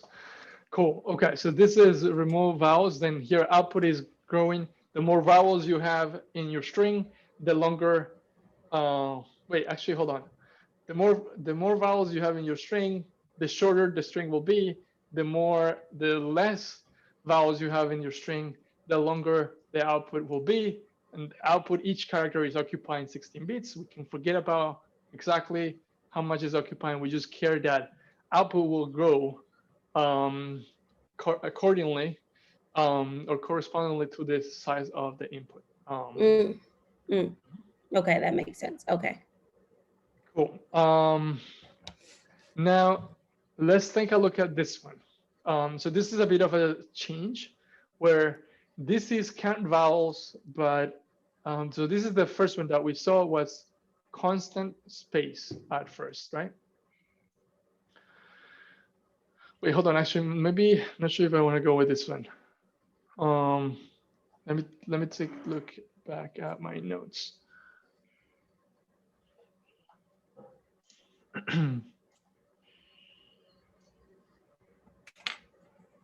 Yeah, actually, before we go to this one, where is that one? Yes, let's go to this one. So this one, what do you think the time complexity of this one is? Take a minute to look at it. What do you think is the time complexity, and then what do you think is the space complexity? Okay, so just to clarify again. Yeah. So when someone asks me the space complexity, they want me to say what's the best case and the worst case? Or do Um, they want me to just give the space complexity of the problem that I'm looking at? Like, if that makes sense. you will get bonus points if you're able to say the best case and the worst case. But Okay. generally, you could just say the actual time complexity, but it would Okay. look really nice if you could say both. Okay. Okay.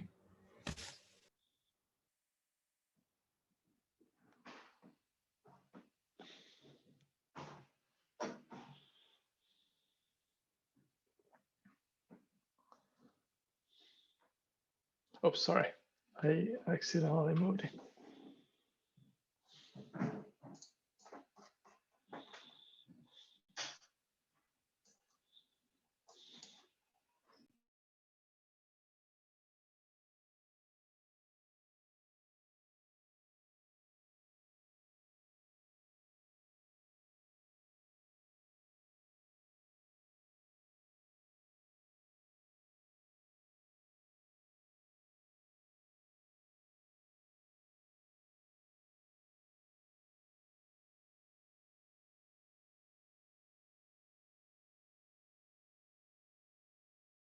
I mean, I can guess. Time complexity, quadratic and squared. In terms of space, I also believe. Xana, can you bring my charger, please? Okay, bye. Sorry, I was telling my sister to get my charger because my computer's dying. In terms of space, I'm also leaning towards like the worst case scenario, it being linear. Okay, so you say time complexity, quadratic, space complexity, linear. Yes. Okay. Any other opinions? Space. Wait, what was that last part again? Anessa, sorry. I'm not entirely sure about the space complexity, Okay. but yeah. Okay, so here's my thing. Here's my question. Because it caught me a little off guard because for lines 73 and 74, the for loops, right? It's a looping through the same array at the same point, but just calling it a different variable. Like, so, okay. So it's saying, so I'm a little confused. It's saying it's looping through the array one time with I. Then it loops through the same array with J, but it's not starting at a different point. It's starting at 0. That's so I'm thinking it'll still be linear, but let me think. So it's in linear, right? And then for the time complexity, because it's just looping through the array. Oh, okay. Maybe it's looping through the array actually twice because it wants to get the first pair and then it wants to loop back through to get to see the next pairs. Okay, so boom, quadratic. I'll go with quadratic. I'll go with quadratic for time complexity. And then for space complexity, I would say it is if array at I is not array at J, let A. I would have to say that the space complexity is linear because, and I'm gonna say linear only because the more numbers in the array, the more amount of pairs that you're able to have. Yes. So that's why I would think that output would grow if you add another element into the array, the output would grow. So that's why I think the time complexity is quadratic and the space is linear. because wait, let me get it right. Because n would equal the array dot length. Yeah, because n would reference the array dot length. And I think if you add another element into the array, the output is gonna naturally grow. Maybe I'm not sure. I'm thinking it's gonna grow maybe At what rate? For that at it maybe at maybe at triple that, because Yeah.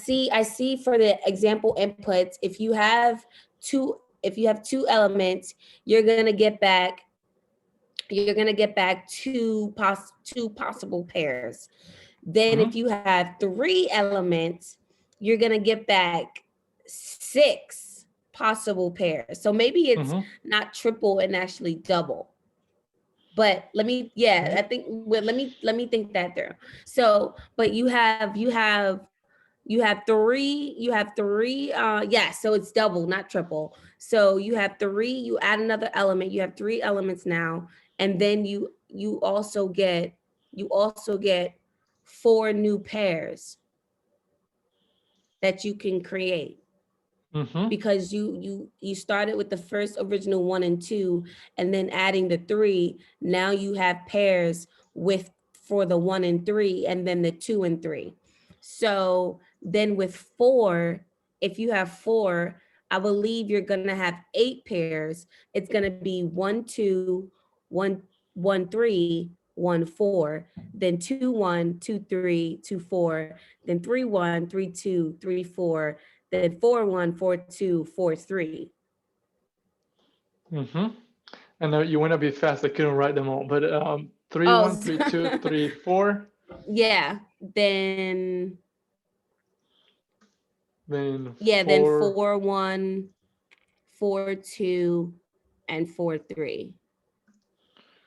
4 2 4 and 4 3. Yeah. Okay. Okay. That's what I'm thinking. That's what I was Yeah. thinking. So I had to put that out there. I'm really excited because that's the right way of thinking. But you did notice that you just added so you just added 1. We just added 1 element, and the size did not double. It was actually worse than doubling. Because you see, well, yeah, or how can I say this?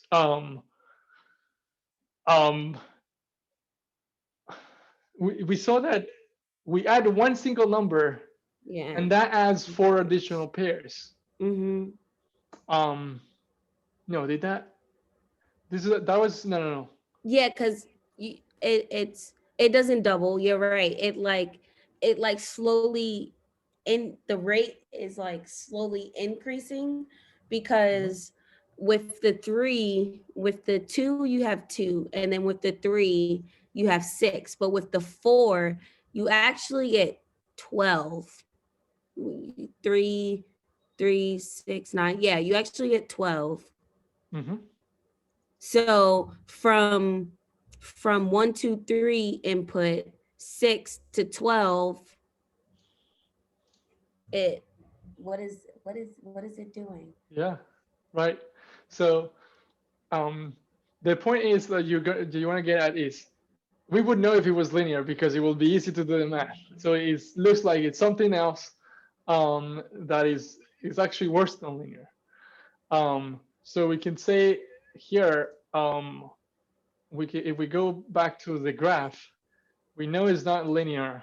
Because if it was linear, we'll be able to do the math really fast, right? Constant will also easy to do the math.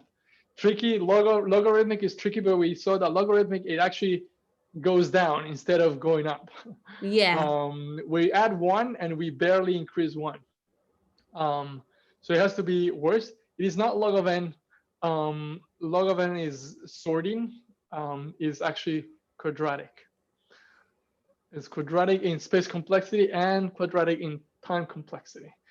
The reason why is like, imagine if I remove this console log, Oh. this if statement, right? If I remove this if statement and we compare numbers with themselves, if we have two numbers, we will have how many pairs?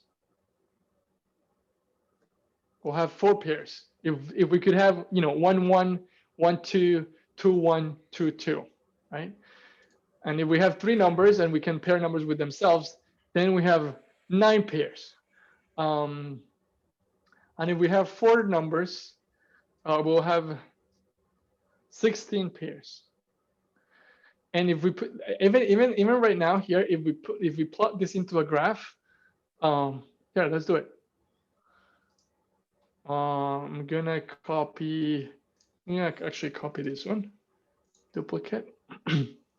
So we saw input size 2. We ended up with 2 pairs.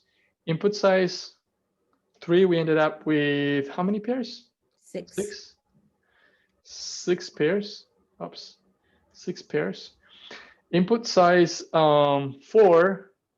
Didn't count. 12. 12 pairs. 12 pairs.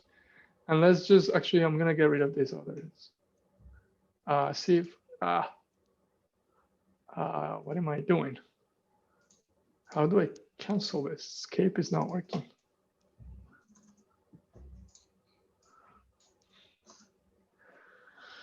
So we see we don't have enough data here, but if we let's say we have 5, we will have we know that 4 we have 12. So we basically have this should be 25 minus the itself's 21. That would be, I think, is like, no, yeah, would that be 20 or 21? Yeah, because you have to, because if you do 5 times itself, 5 squared is 25, and then minus itself, minus the pairs for itself, you minus 5 pairs that are itself, and then do 25 minus 20 and get 20. Yeah. Yes.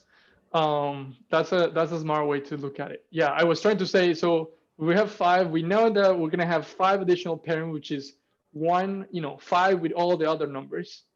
That's 5 additional pairings from 12. So that will give us to 17. But then we also have the pairings of 5 itself, minus itself. So that will be 17. No, wait, so that's not giving me the math, because that will give me more than 20. You know what? Let's just do it and see what see what we get. We could just run it. Where is it? Looks like I have a syntax error. Declaration of statement need. Oh, that's because the if statement. Yeah. So let's see, 4 and 5. Let's open up the terminal.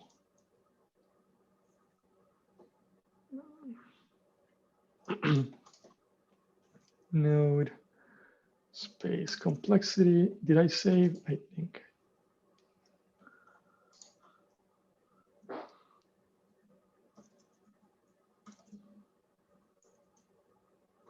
Oh. Space complexity exercises main. Let's see. I get 1, 2, 3, 4, 5, 6. 6 times 3, 12, 18. You are correct. 20. Ashia, yes. 20. Awesome. Yeah, so we get 20. And this is like not enough data, but we see that this is not linear. It's not a diagonal line for sure. This is going to start looking as that parable of the quadratic space complexity. And again, if we actually remove this check where it pairs up with itself, then we'll get up to then 25. Now we'll have 25. In fact, we could double check that. If we say that length, how many pairs do we have? 25. Cool. Yes, so that is, then this is taking quadratic space complexity. And again, you see here that we actually didn't think about, how much each number is taking up in memory. Now you were thinking about a big, broader picture about how many elements, how many pairs actually end up in the output. And then how is that increasing? What's the rate of increase there? And how does that rate of increase relate to the input size? So then we have this. In fact, if we keep adding pairs here, let's actually do 10. 8, actually 6, 7, 8, 9, 10. For 10, we will end up with then 100 pairs. If I do that length here, well, actually not 100, or actually maybe this will give us the data we need. 90. So let's plot that one here.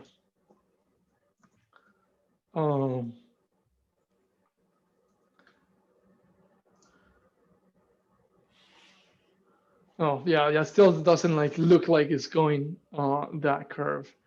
What would we need to make it look like that curve? Maybe like if we do like say maybe if we did like, I don't know, 200, because 200 times 200 is 40,000. 40,000. And then minus 200. Gotta pull my calculator out. 390. Wait. It's 40,000 minus 200. 39,800. 39,800. 800. Yeah. Wow, it still doesn't look like a curve. This is giving us sort of some linear. Yeah, okay, don't do that then. Maybe like something, maybe do 50. Maybe do 50. So 50 times 50 is 2,500 minus 50, 2,450. So 2,450. One more time. 2,450. But that was for what? For 50? Yeah. Okay. I think because we don't have the numbers filling in the middle part. Yeah, I agree. But that's interesting that in the logarithmic we could see that it will sort of draw the curve.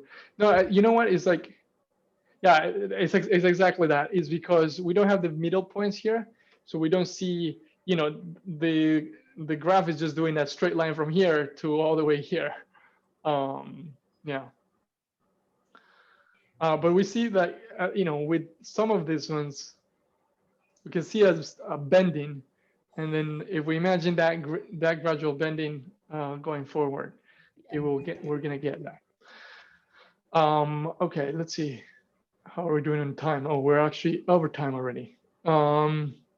So I think this is for the most part it. I wanted to go back to then this example, which is time, sort of space complexity. Space complexity with recursion. So take some time to look at this function. This one's hard.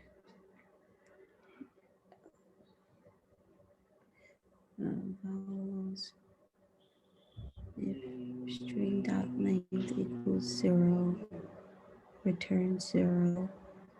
if vowels dot includes string at 0, return 1 plus count vowels string dot slice at 1.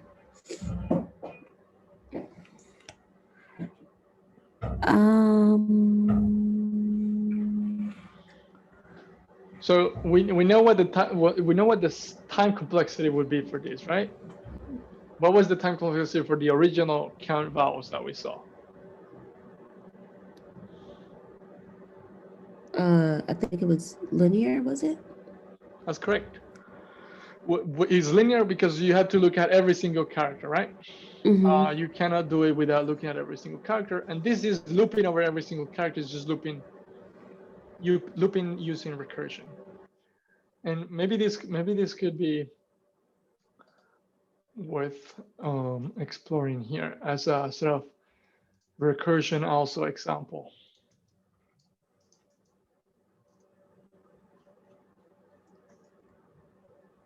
Let me add it here.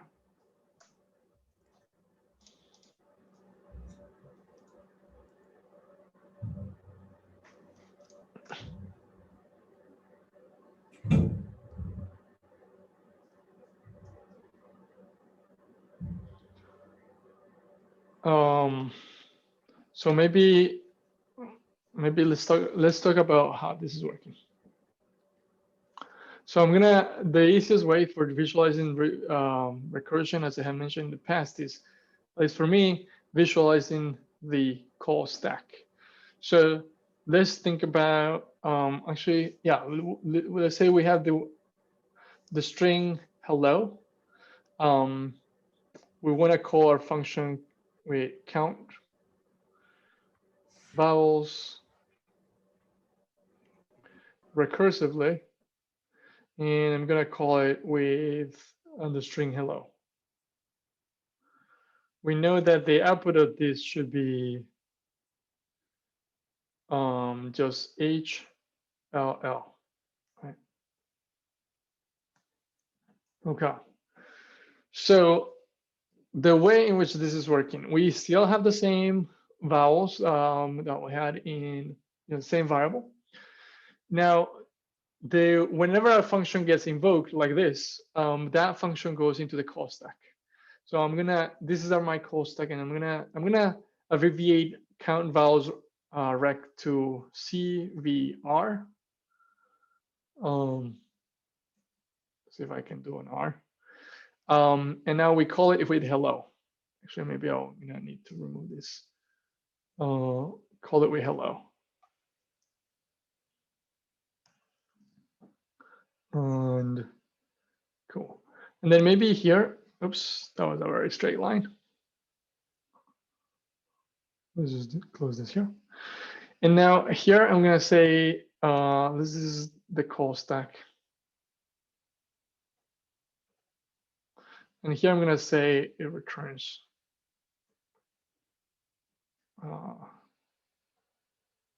I'm gonna write some returns here on this side. This is sort of not part of the call stack itself. Okay, so we call CVR count vowels rec with hello. Let's run by line. So we check if our string is hello. We have our vowels. We check if our string length is 0. In this case, it is not 0. Therefore, we don't go into the return statement. Let me actually log this. Then we check if vowels includes the first character, the character at index 0. Then we want to count, right? This is if the first character of the string is a vowel, let's count. In this case, it is not a the first character of the string is H. That is not included in the vowels. Therefore, we don't go here, we don't go here. We will go here. So then for that, we're gonna return count vowels with string that slice at index 1. So that means slice will cut the string. So what that means is that this function will return this function will return whatever CVR of ELLO returns, right? Now, because yes, this function is returning, but then when it's returning, it's calling itself again with a modified string. Now that string goes onto our call stack as well. So CVR ELLO.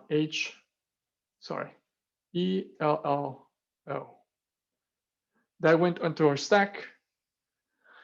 Now we're executing again. The function is just called itself. We're executing again with now our string is ELLO because str slice that first element of the string. Now with ELLO, we do the same thing. The length is 0. No, it is not. So we don't go there. The first character of our string ELLO, is it a vowel? Yes, it is. So therefore we go here. What that means is this function will return CVR of the strings. Actually, it will return 1 plus CVR calling itself again. I'm just gonna remove this. Calling itself again with LLO.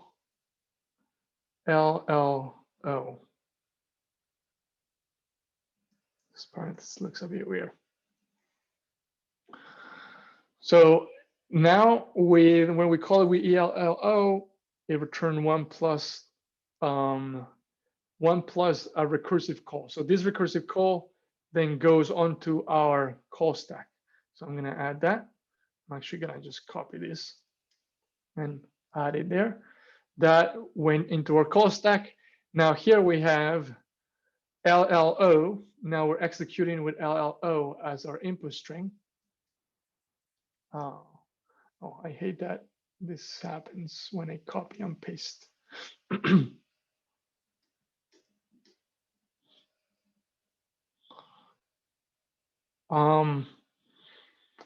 We're now running with LLO.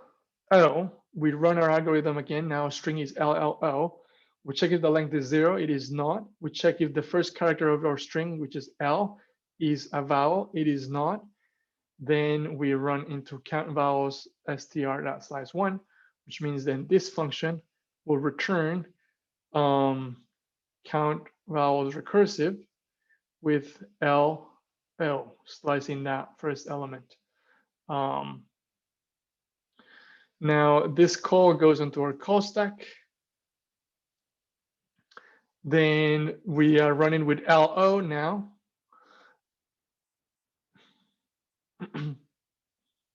Eraser. We're running with LO now. We check if we have our LO as our string. We check if the length of the string is 0. It is not. It is 2. We check if the first character of our string L is a vowel. It is not. Therefore, we go on to here. We go back to, we then fall in here, which means this function will return whatever CVR of O returns. And then that calls will go onto our call stack CVR of O. Now here, now we are running CVR with 0. Sorry, with O, that's actually an O. The length is still 1. The first character of that string, is it a vowel? Yes, it is. Therefore, we go in here, which means then this function will return here, will return 1 plus CVR of this string O slice at index 1 means empty string. And then because this is still a function call, that goes into our call stack. So our call stack receives CVR with an empty string. Now we're running with an empty string. We check if the length of the string is 0. It is. Therefore, we return, this will return 0. Now, once this function returns, then that was the stuff being put into the call stack. Once the function returns, it gets popped off the call stack, right? This function returns 0 now, which means it's popped off the call stack. And we go in computer, the computer will go back to the next call into the, we'll go back to the top of the stack. Whatever is at the top, we go back there until the stack is back empty. So that we went back here and we said, okay, this function was going to return 1 plus whatever this one returned, and this returned 0. So now that's 0. So now this one returns 1 plus whatever this one returned, which we saw it returns 0. Now this returned 1. Now, once this returns 1, this gets popped off the stack. And the algorithm will then go to the next call, which is this one. Now, this call was going to return whatever the previous call returned, which was 1. So therefore, then this one also returns 1. And then it gets popped off the call stack.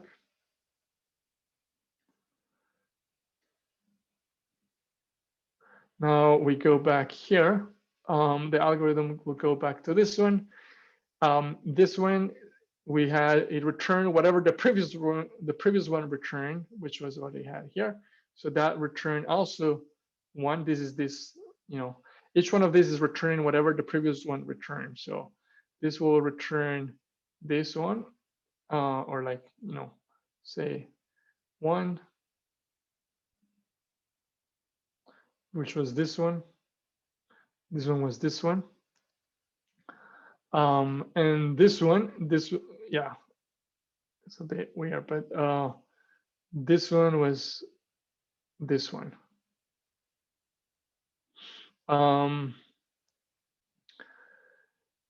Then once that this one returns 1, once that is popped off the stack, the execution goes to the call in the call stack. Now this will return 1 plus whatever the previous one returns. So therefore, this returns this. Then here we're returning actually a total of 2 then, because it was 1 from here and a 1 from here. That's 2. Once that returns, the call gets pulled off the call stack. We go to the very last one and we say, okay, CVR, when we call it with hello, was going to return whatever CVR when it was called with ELLO will return, which was just then these 2. Therefore, it returns 2 here. And this gets popped off this call stack. Now, once the call stack is empty, our algorithm is done. If it completely finished. And here we have the answer. We have the count being 2 vowels. We counted 2 vowels. That was long. Any questions or thoughts on this part? So the call stack. Did that make sense? On how the recursion is happening? Specifically, okay, I see two thumbs up. Thank you. Actually, then let me check with, okay, I see a 3rd thumbs up. Siham, how did it go for you?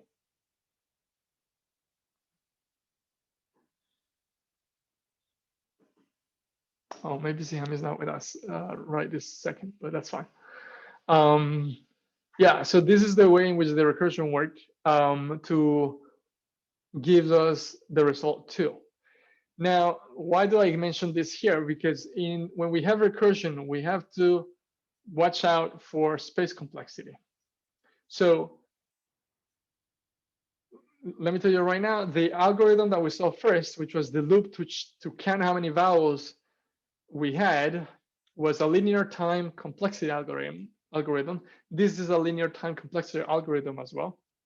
However, the first one we saw is more efficient because, yes, its time complexity is linear and its space complexity is constant. This one, the recursive approach, time complexity is linear, space complexity is also linear. Now, here's the question then.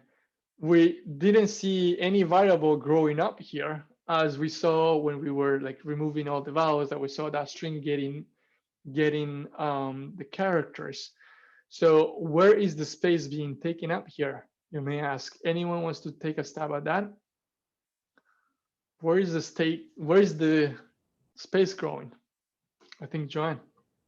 I think when you return 1 plus the count of vowels, when you slice it. Okay. Yes. The slicing here is taking some time, but actually that's not the main component. When we do string slice, we are making a copy of the string with 1 character less. But that is definitely part of it, but not exactly the main point. Any other attempts?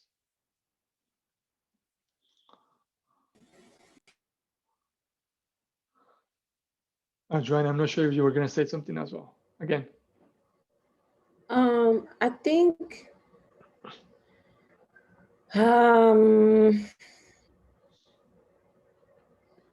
I know that it's taking up a little bit of space because it has to remember all of the returns.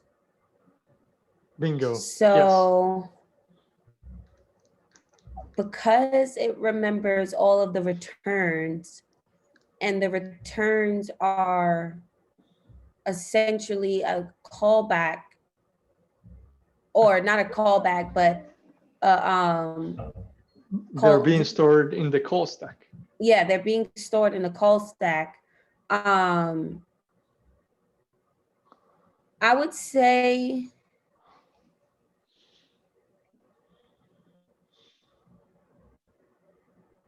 I don't see, it's confusing because I know it's storing the returns, but it's like, how is it actually looking at those terms? Yeah. So I think you're onto the right path. So the answer is the space is being taken up in the call stack. We saw how many functions I put up here, right? Now I think I could. Oh, actually, I don't think I can. Yeah, I cannot bring them back without erasing the results. Actually, let's do that. I'm just gonna bring them back. So here is the space is being taken up in the call stack. Now, how many functions, how many calls do we end up with in the call stack here? For hello, how many calls are there in the call stack? Oh, we actually end up with 1 more than our string length. Exactly. So we can say we end up with n plus 1. N plus 1 calls in our call stack, where n is the length of our string. And then based on that, we know that if we have a string with 100 characters, we're going to end up with 101 calls in our call stack. It doesn't matter specifically how much space that call is taking up, but what matters is the 100 that we have, or the n calls in the call stack that we end up having. And therefore, this is where this algorithm is occupying then linear space complexity, because for each character in the string, it calls itself, and the function itself will be added to the call stack. And if we have 100 characters, 101 calls make it into the call stack. If we have 5 characters, n plus 1 calls are put onto the call stack and so on. And therefore, the space that is being taken up by the algorithm is growing linearly based on the length of the input.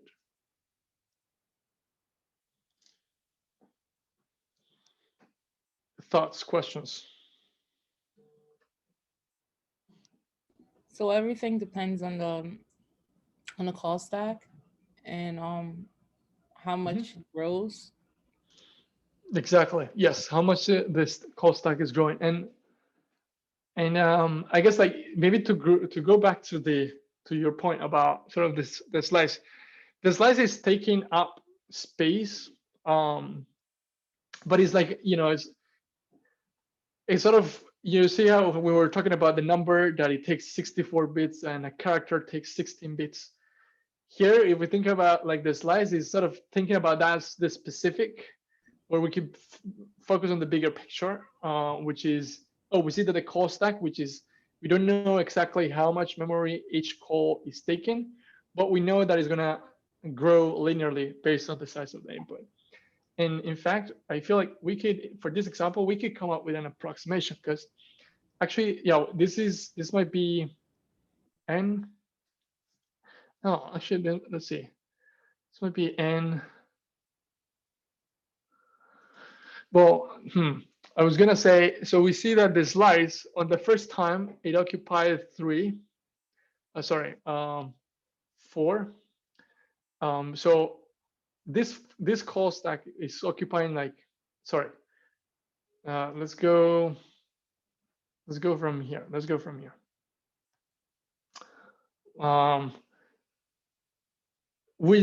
For the second call we slice. Therefore, then this was a new array that didn't exist before, which is length 4. This will have a new string which didn't exist before, which is length 3. This receives a new string that it didn't exist before, which is length 2. This is a new string that didn't exist before, which is length 1. And this is a new string that didn't exist before, which is length 0. So total, we got we got 5, we got 10. Yeah, and I don't know. So the slice, in terms of sort of slots of the string that is taken, or characters, we use 10. If we had a Wait, wouldn't it be 15 because of the first one, the original one? Yeah, but we generally don't count the original one. Okay. Yeah, we wouldn't count, because you can think about the original coming from the outside. We care about what our function is doing in the inside. Okay. So here we have 10, right? For this one, if we had, let's say, hello exclamation point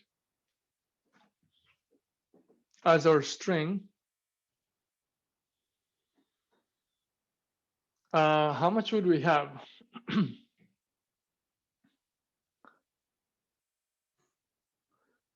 I think it would have,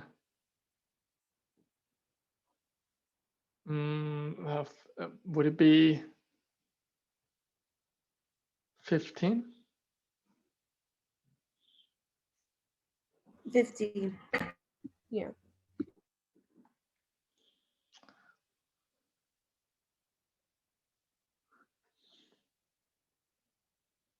Okay, this is making me think that, so, but it's a sort of a technical detail where the slice, I think, might be making this space complexity quadratic,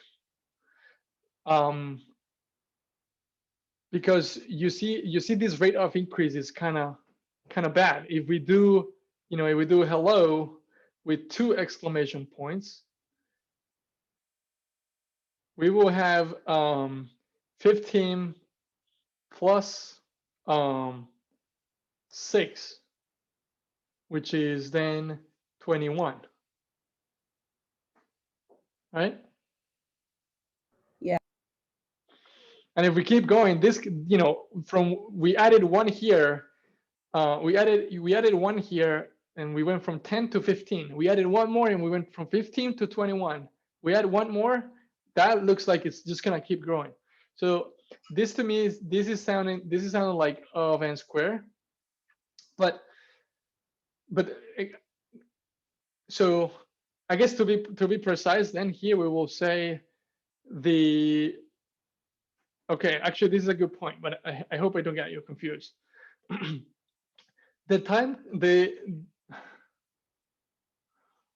The number of calls in the call stack is linear, is n, right? The number of calls in the call stack will be linear, will be just n. The number, like the actual total space being taken up, will be actually quadratic. Because we could say, we have n calls in the call stack plus, as we just computed the values of the actual, characters in the strings, plus quadratic. So this is like, this will be calls in the call stack, and then this is, actual characters, or maybe like copies. So here we would have this. We have these two terms, and this is why it's called big O, because in this case you take the biggest one. You take the biggest order, which means this. So we will say the space complexity of this will be O of n squared. So I feel like I might have just confused the hell out of you. The actual space complexity of this, as we verified, is O of n squared, so it's quadratic. However, I didn't expect us to go into the detail of slice, because we could actually do it without slicing. It will still be recursive. Without slicing, then we come back to O of n. But yeah, we went out to the details of slicing, and then we saw that the number of characters being used kept increasing in a O of n square rate. Do we want to see how we could do this without the slice, so that it's just O of n, which was the point up until, actually, I guess I wanted to leave it at? Or what do you think?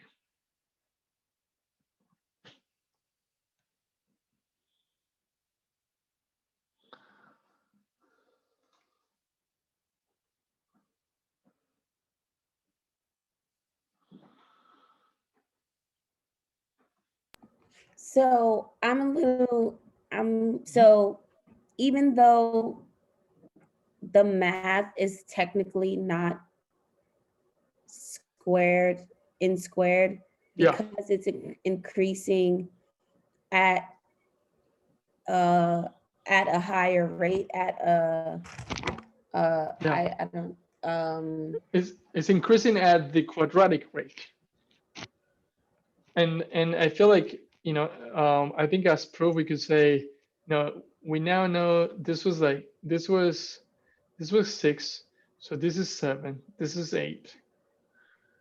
And if it's 8, we will have 21, is it 21 plus 7? 28. 28. If it's 9, then is, wait, am I doing this correct? What was the math that we did here? We did 15 plus, which was the first one, plus 15. No, it was 15 plus 6. So then this one is, actually, I think this one is 15 plus 6. So I think this one is 21 plus 7. Okay, yeah, okay. don't know why I was getting confused there. Wait, hold on. 7. 9 will be 28 plus 7. That's 35, Wait. right? Yeah, Ashia. Oh, you went in mute. Oh no, I was trying to count it Sure. like by hand. Okay. Please verify. Okay.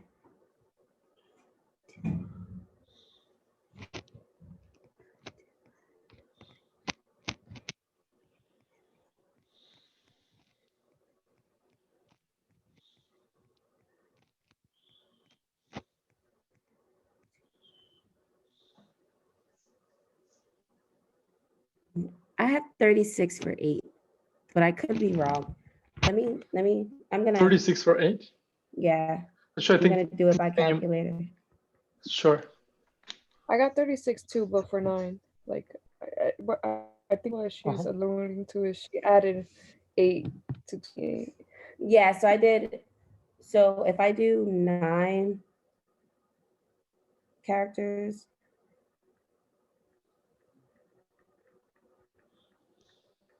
Oh, we could also I got 45.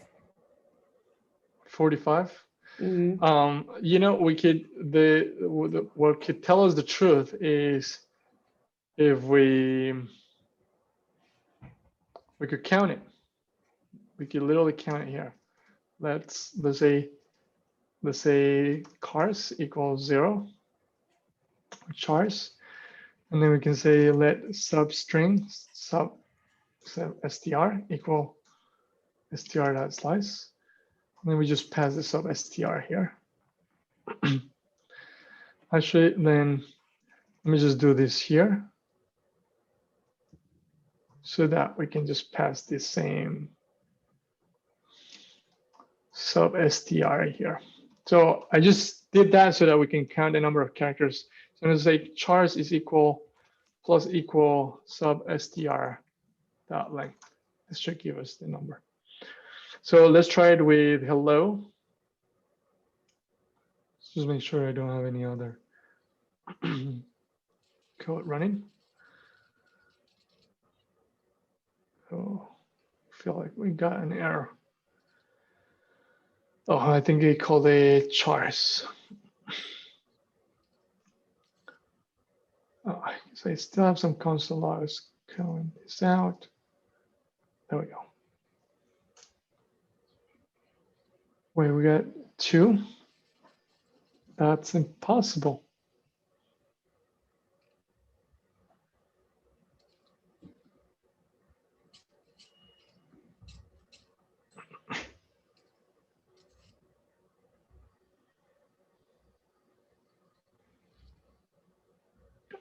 Length. Is length well spelled? Yeah. Oh, sorry. It's like I didn't mean to do that. I meant to do console log then here, chars.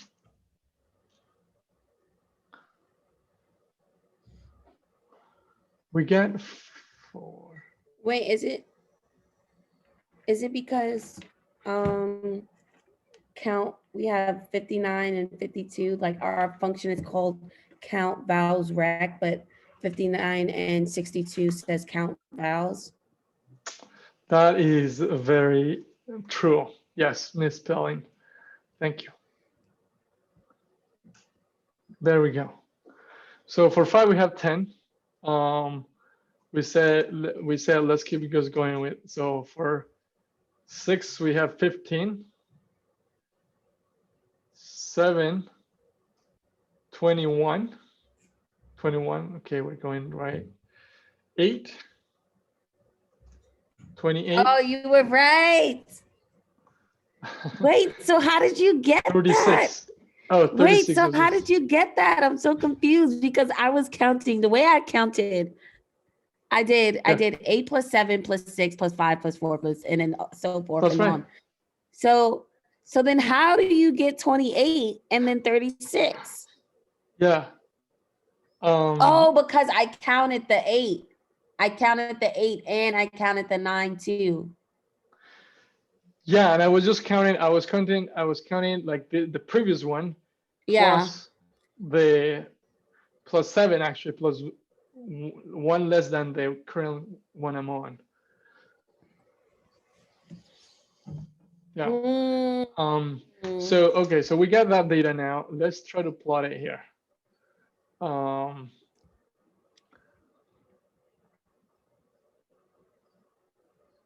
Let's close this. Let's try to plot it here, and we still have just 4 data points. We have for 6, we have 15. For 7, we have 21. For 8, we have 28. For 9, we have 36.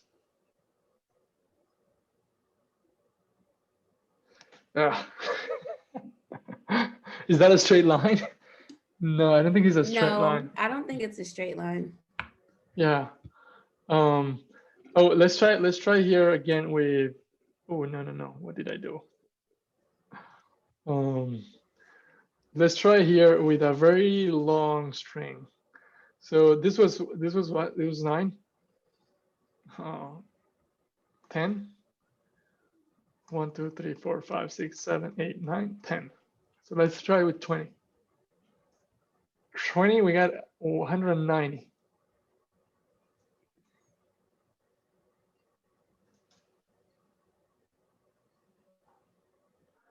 No, we run into the same issue that we had before, where we see a break in the line that is sort of increasing. Yeah. We don't see, yeah, it doesn't plot the rest here. It needs more data. It's more data. Yeah, but I think I will trust this break. I will trust this break. Oh, for some reason I can't zoom in here. That is gonna go more like a quadratic than a linear. We see that the linear actually, like that we have here, which is from the previous one, it actually looks like if it's gonna go down a little bit. But I think that was because I'm doing this with actual milliseconds, where here I'm just doing it with number of operations. In this case, more explicitly, the number of characters that we have. But going back, where were we? Here. This looks like a greater rate of increase. It is not linear. Because again, sort of going back to for the common sense, if it was linear, it would be really easy to do the math, and we struggle with this a little bit, right? So I guess the space complexity of this algorithm, just because it's slicing in the way that it does, is quadratic, but that was actually not the point that I wanted to demonstrate. Mainly was the point that it's occupying space in the call stack. Are we interested in seeing how you could occupy space in the call stack without having to do it with the slice?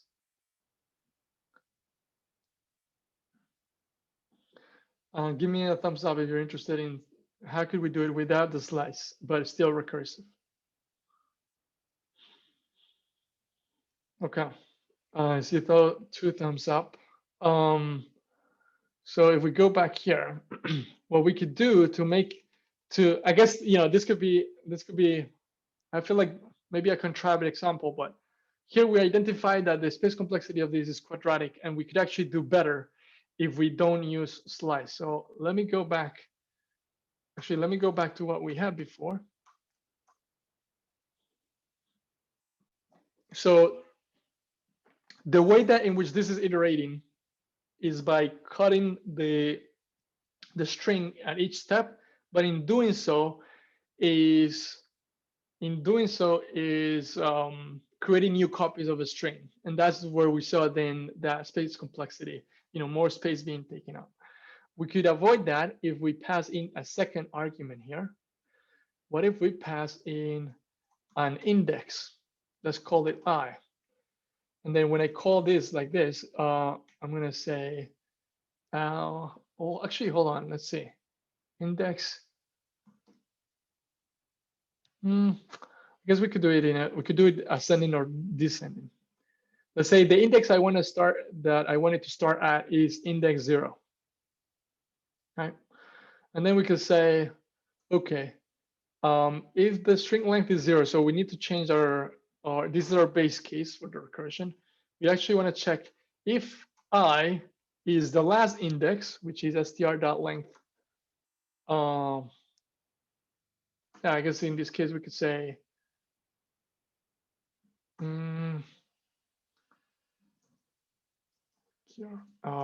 actually, this is interesting. If it's greater than, yeah, no, let's do it like this. If I surpasses the string length, let's return 0 in that case. Otherwise, let's check if str at index I is a vowel. If it is, let's count vowels with the same string, but now increasing the index. And here, let's do the same count. Let's pass in the same string, but increasing the index +1. Now, if we run this again, we should see the same results. You still have to put in rec and. Oh, thank you. Yeah.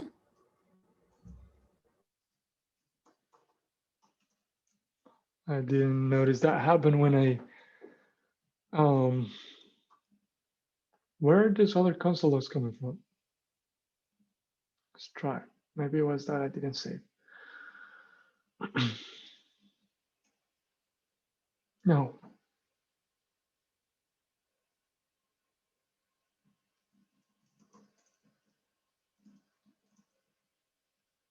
Oh, I guess I had in the undoing. In the undoing I did, it was doing that. Okay, let's take a look now. Oh no, it returned 0, where it was supposed to return 2.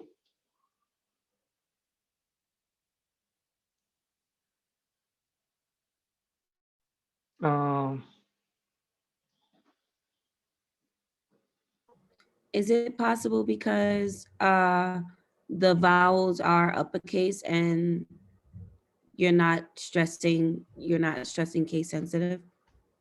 There we go. Thank you. Yes. Let's do straight. That's like you are catching all my bugs, Ashia, today. I appreciate it. I feel good when I come to these lessons because I'm learning more and more and I just catch it. And I'm like, oh, yes, I got it. So when you catch me with trick questions, I get so upset because I'm like, no, damn it, he caught me. Awesome. But I'm really glad to hear that. Yeah, so let's lowercase it here. And there we go. Ashia saving the day. 2. Let's double check with this one and this one. Oh, that's an error. Can I read proper lowercase of undefined? Wait, hold on. Let's see which one was. Oh, that was because I forgot to pass index 0 here and index 0 here. And if I do those, I save. No, what's going on? I'm not seeing any console log. Oh, main. 2, 11, and 0. Yes, this doesn't have any vowels. Okay. Questions and thoughts on this one?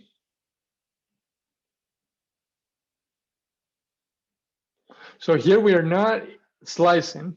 We are actually then using an index that we start at 0. So this is sort of, this is looking more like the iteration. But we're still doing recursion. We end up with the same number of calls into the call stack as we saw before. We end up with n number of calls into the call stack.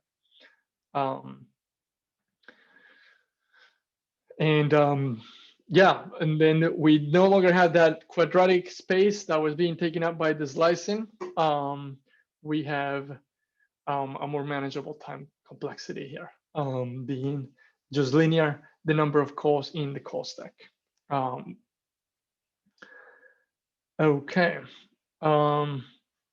Any questions or thoughts on this one?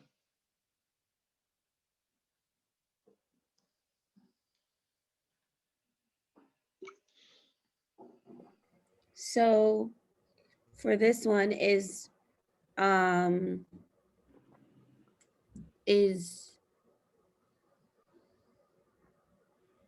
space still quadratic or no, because we're not using a slice anymore, so it's not storing all of that information in New the variables, call stack. yeah. Now it's just storing like a number. No. We still have this call stack. Let's go back to that drawing. Let me merge these two back here. We still have these ones. We still have this calls, but now we no longer have the copies of the string.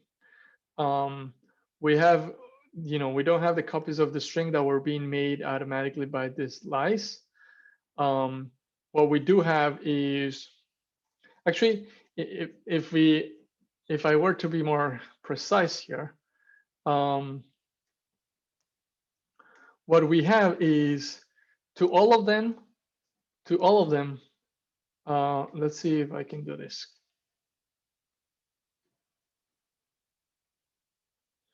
To all of them, we're passing hello.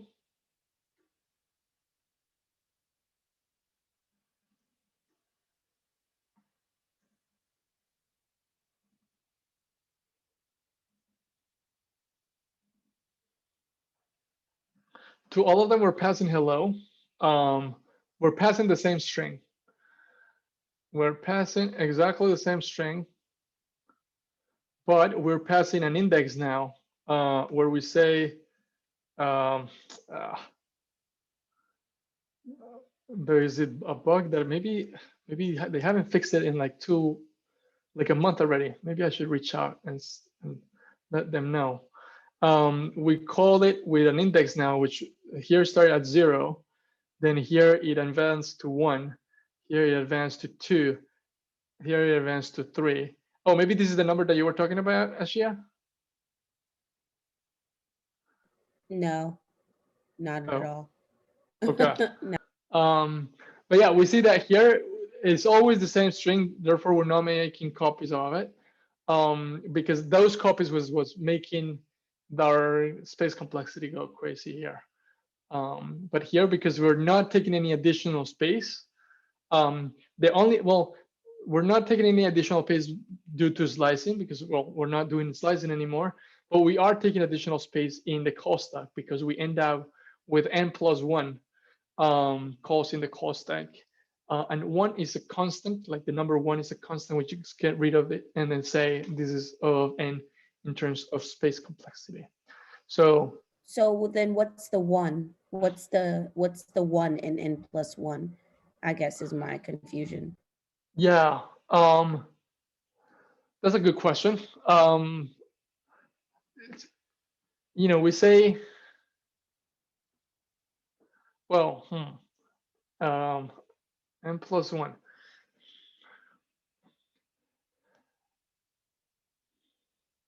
I don't feel like I have a good answer for that. The only thing that comes to mind is, it doesn't matter if it's n+2. And it doesn't even matter if it's n+n, because from this equation, we take so n+n will be the same as saying 2n, right? But it doesn't matter plus what it is, because n is 1 is a constant. So if we think about it, if n is 2 plus 1, that's going to be 3, right? But then if n is 1,000 plus 1, that's just 1,000 plus 1, 1,001. So the one is constant. What's changing, the variable is n, right? So in big O notation, we say the constant, which is here, we see this, for is constant, that we're always going to get one more call into the call stack. We just get rid of it, and we just take care of. We only care about the variable and the biggest order. In this case, even we have n plus n, which is just the same as saying 2n, which is just to say maybe it's gonna run twice as low, but it doesn't matter like that it runs twice as low. It matters that that slowness will just keep increasing linearly with respect to the input. So then here 2 is a constant, because it doesn't matter if n is 10, 2 is still 2. It doesn't matter if n is 1,000, 2 will still be just 2. We get rid of the constants, so we say that just n. We could just say that this is just n there. So linear, basically. We only care when it's maybe n. We saw n times n ends up being quadratic. So multiplications that are not constants, and a constant was you actually have a number in there, are things that you want to have in mind. Like we saw this in the previous one. So n times n, that is, there is no sort of dominant term there. We're not adding the time complexities, we're multiplying them, which makes it O of n squared. If we have actually, if we have, let's say, n plus m, we cannot simplify this because there is no constant. So this is just n plus m. This is if we had two variables. Let's see, like a quick example there is, let's say, find the unique character on string A, and then check if that character is in string B. That will be a n plus m, because the two lengths of the strings could be different, and we still need to look through everything on string A and everything in string B, which will make it then add the time complexities. Yeah, but I'm aware of time. I already went over, and I also realized that this is interesting. This is a new thing.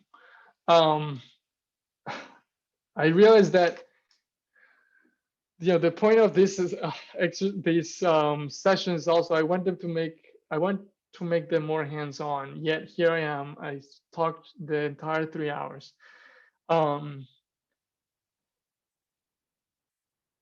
I apologize for that. I had some exercises that I wanted you to tackle. Those are here. Actually, exercises. And they're basically solving these questions and thinking about the time complexity. It's actually just 4 of them. So I'll send this in our Slack. Try to do them. Let's discuss the time and space complexity there on that Slack channel that I created, the DSA support. Yeah, leave it there. I was thinking that maybe I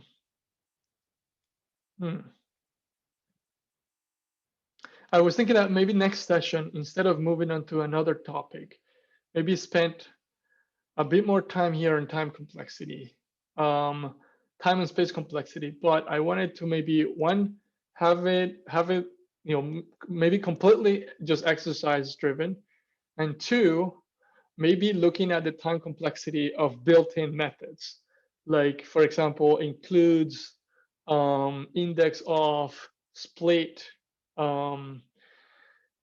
sort. But are there any thoughts, any of you? I guess the question is, let me see what we have set for next time. We had said, actually, this is not that.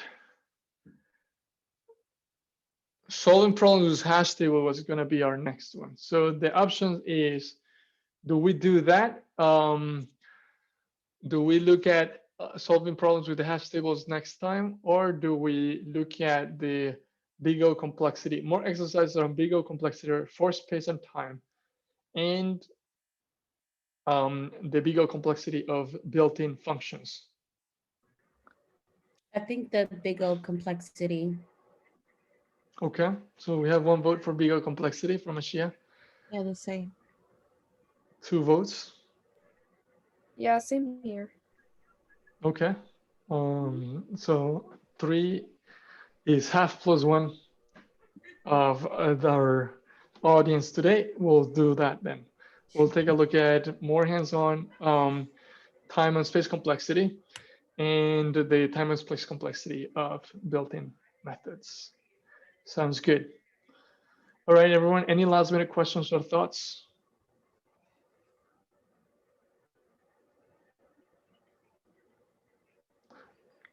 Okay, I see a thumbs up. Well, so that's no questions. And I'm sorry that I spoke all the time and that I'm over time. But I hope you all have a very good night. I'll see you all next week or earlier. Yeah, Thanks, you're very welcome. Alejandro. Thank you. Have a good night. Thank You're you. very Good night. welcome.